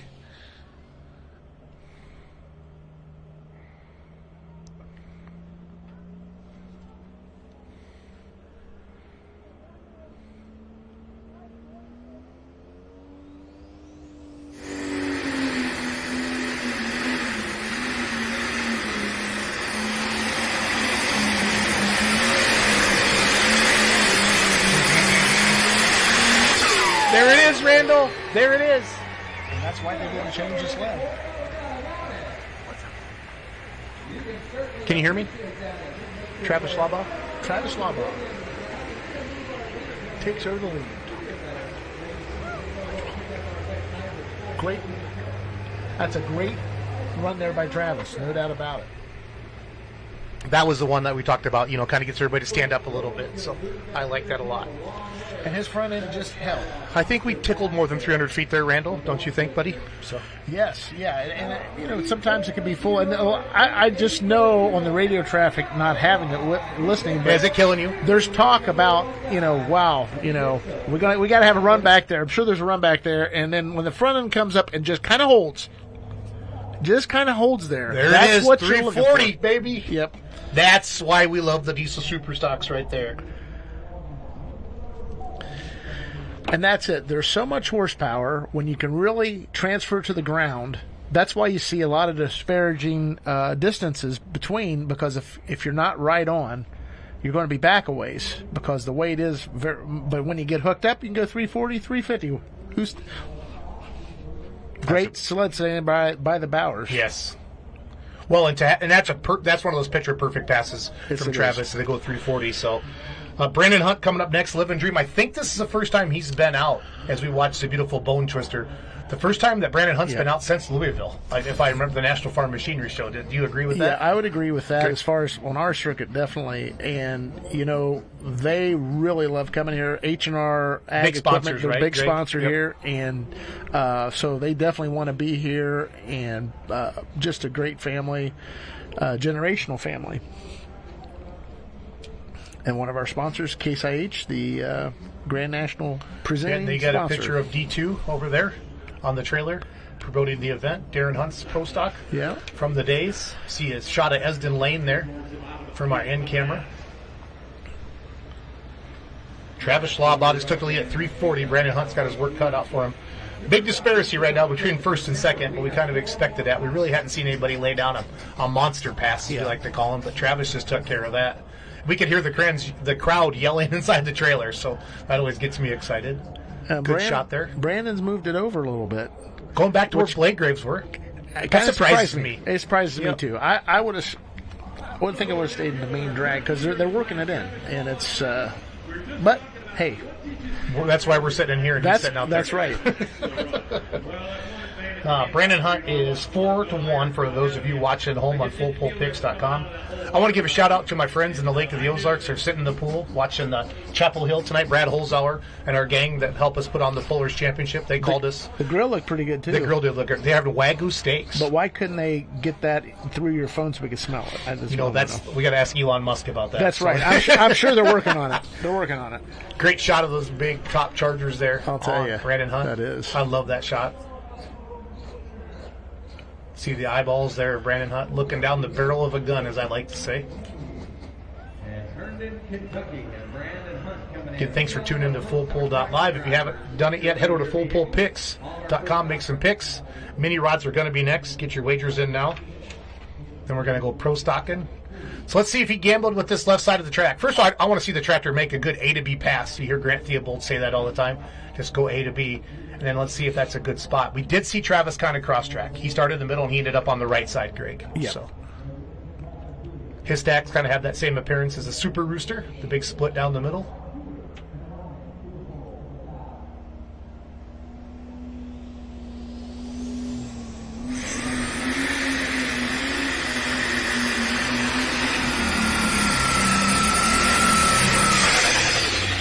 Had a good pass going. You saw that tractor go right away. I think he is setting up the cross track like you talked about, Greg. But we heard that flutter probably about that 250 mark, and we just know that time is starting to come down. We see his brother Darren coming out on the track. So what are your thoughts with that pass, Greg? Yeah, when he started to cross track, and I thought, okay, that's a good strategy because a lot of times that works here. And so I think they premeditated that's what they were going to try to do. And maybe they felt they'd have a better takeoff on that side than where Travis just went.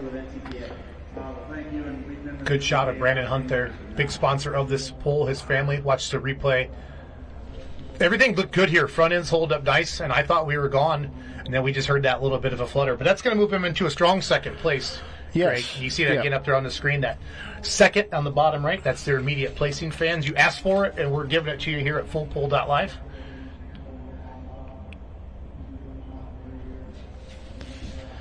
Yeah, and in fact, if he could have kept the steam going in that engine, he would have been. I think he could have been down in Travis territory. He would have been down there. Yeah, we're going to go to PK.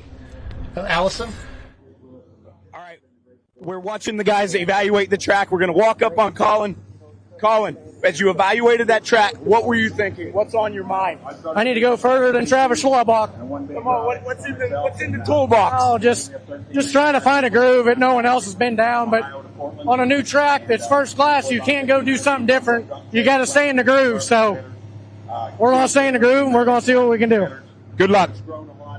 Our own PK down there with Colin Ross. He kind of chased him down there a little bit. Finally, Colin turned around. I thought maybe he's like, leave me alone. Well, I'm going to tell you, Rosses, they are very focused, laser focused, and there's nothing wrong with that. No, they're very serious competitors, and there's a lot of guys like that. And, it's new for them, too. I mean, honestly. They're not used to a microphone in their face. No. We'll get used to it, Pullers, because we're coming.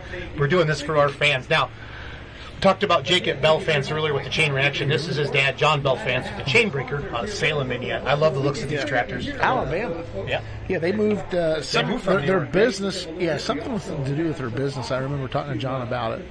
But, second tractor, obviously they learned something on the first one. And I think now the track has kind of come together. And that's, you can see, because they're backing up there, Greg, a little bit more of a road. It'll be impacted. Yeah. You mentioned kind of that mealy, loose dirt on top. And that's what happens with the first. Yeah, it stays here, but all tracks work in. I don't care where you're talking about. It happens. That is a cool shot, Mr. Randall. Yes, it is. That is a cool shot. Big crowd here, Chapel Hill on a Friday night. Yes, at that American flag in the background. What a year for America, right? Yeah, it's crazy. It is crazy. 340.88 is still the distance to beat. And here we go. He just maybe didn't quite like being square to the sled. A lot of times you get that. All right, we see our Bone Twister sitting out there, Greg, 340, Living a Dream, Brandon Hunt, second, 296. Jacob Belfance at 273, Lock and Load, Steve Birch, 268. Hillbilly Cadillac 250. Kent Payne, some of the Super Rooster was not happy tonight, Greg. Yeah. Rolling back at 227. So. Still a lot of season to go, and this is a class of attrition, as you're finding out. Yes, being I in am. the first time, a lot of times it's being taking a lap. I wanted to say one year I figured it out. If you'd averaged fourth place all year long, you would have been the champion. But again, when you're swinging for home runs, and that's what they do in some of these classes, this is one of them. You got some heavy hitters, and they're looking to hit a home run every time hooked to the sled. Got our in-camera track view. John Belfance, Chain Breaker, Salem, Alabama. 340 is a distance feet. Only one tractor over 300 feet so far. So this could be number 2. I have a feeling it's going to be a good one. Come on, John.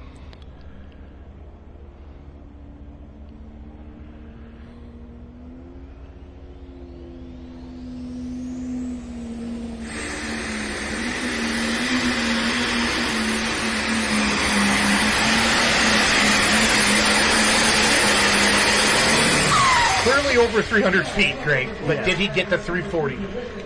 Did he get the 340?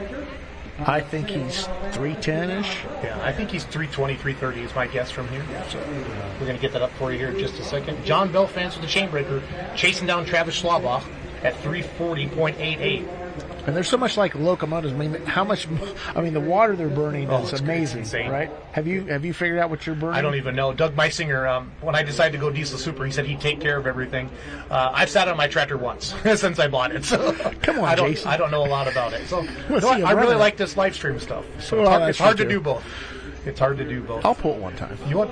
So Randall's going to drive the Remedy. Greg Randall on the Remedy. So we go to the replay here. Pick the front end up nice. Solid second place, 322.19. Good looking pass. Yes.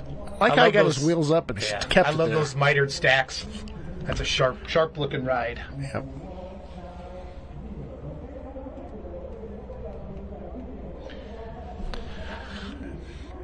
As we watch that diesel superstock burn in here. Yeah, it's a great shot. Good work by our camera people. That's Ellie out there on that side. Scott Doty gives the red flag. Yeah, that famous Scott Doty from Louisville.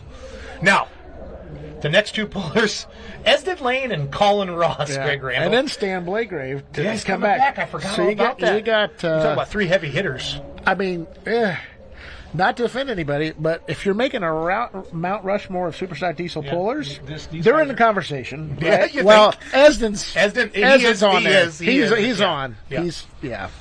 Yeah. Second, well, let's see, I got to think.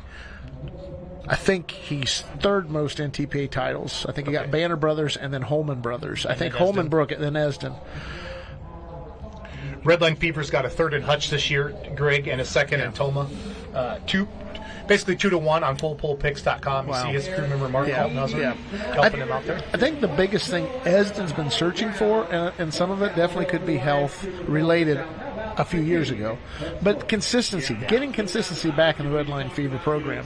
That, I mean, the driver, he's forgotten more than most people know in the sport, right? And so, interesting story, and we'll kind of cover it a little bit. One of the reasons we have a Superstock diesel points class is Chapel Hill, Tennessee.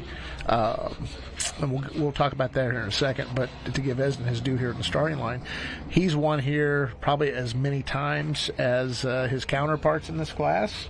Boy, when we first came down here at the points class, I don't know how many he won in a row, and then Blagraves, I want to say, broke the streak. We're talking early 2000s. And, boy, that 1486, very, very classic for Esden Lane. I can remember as a kid watching him run the Ohio State Fair, and the paint job by Villio was just amazing. Him and Brabex, and there was just a few guys that had that Villio paint job. Hurricane Alice. Yep. And it looked like a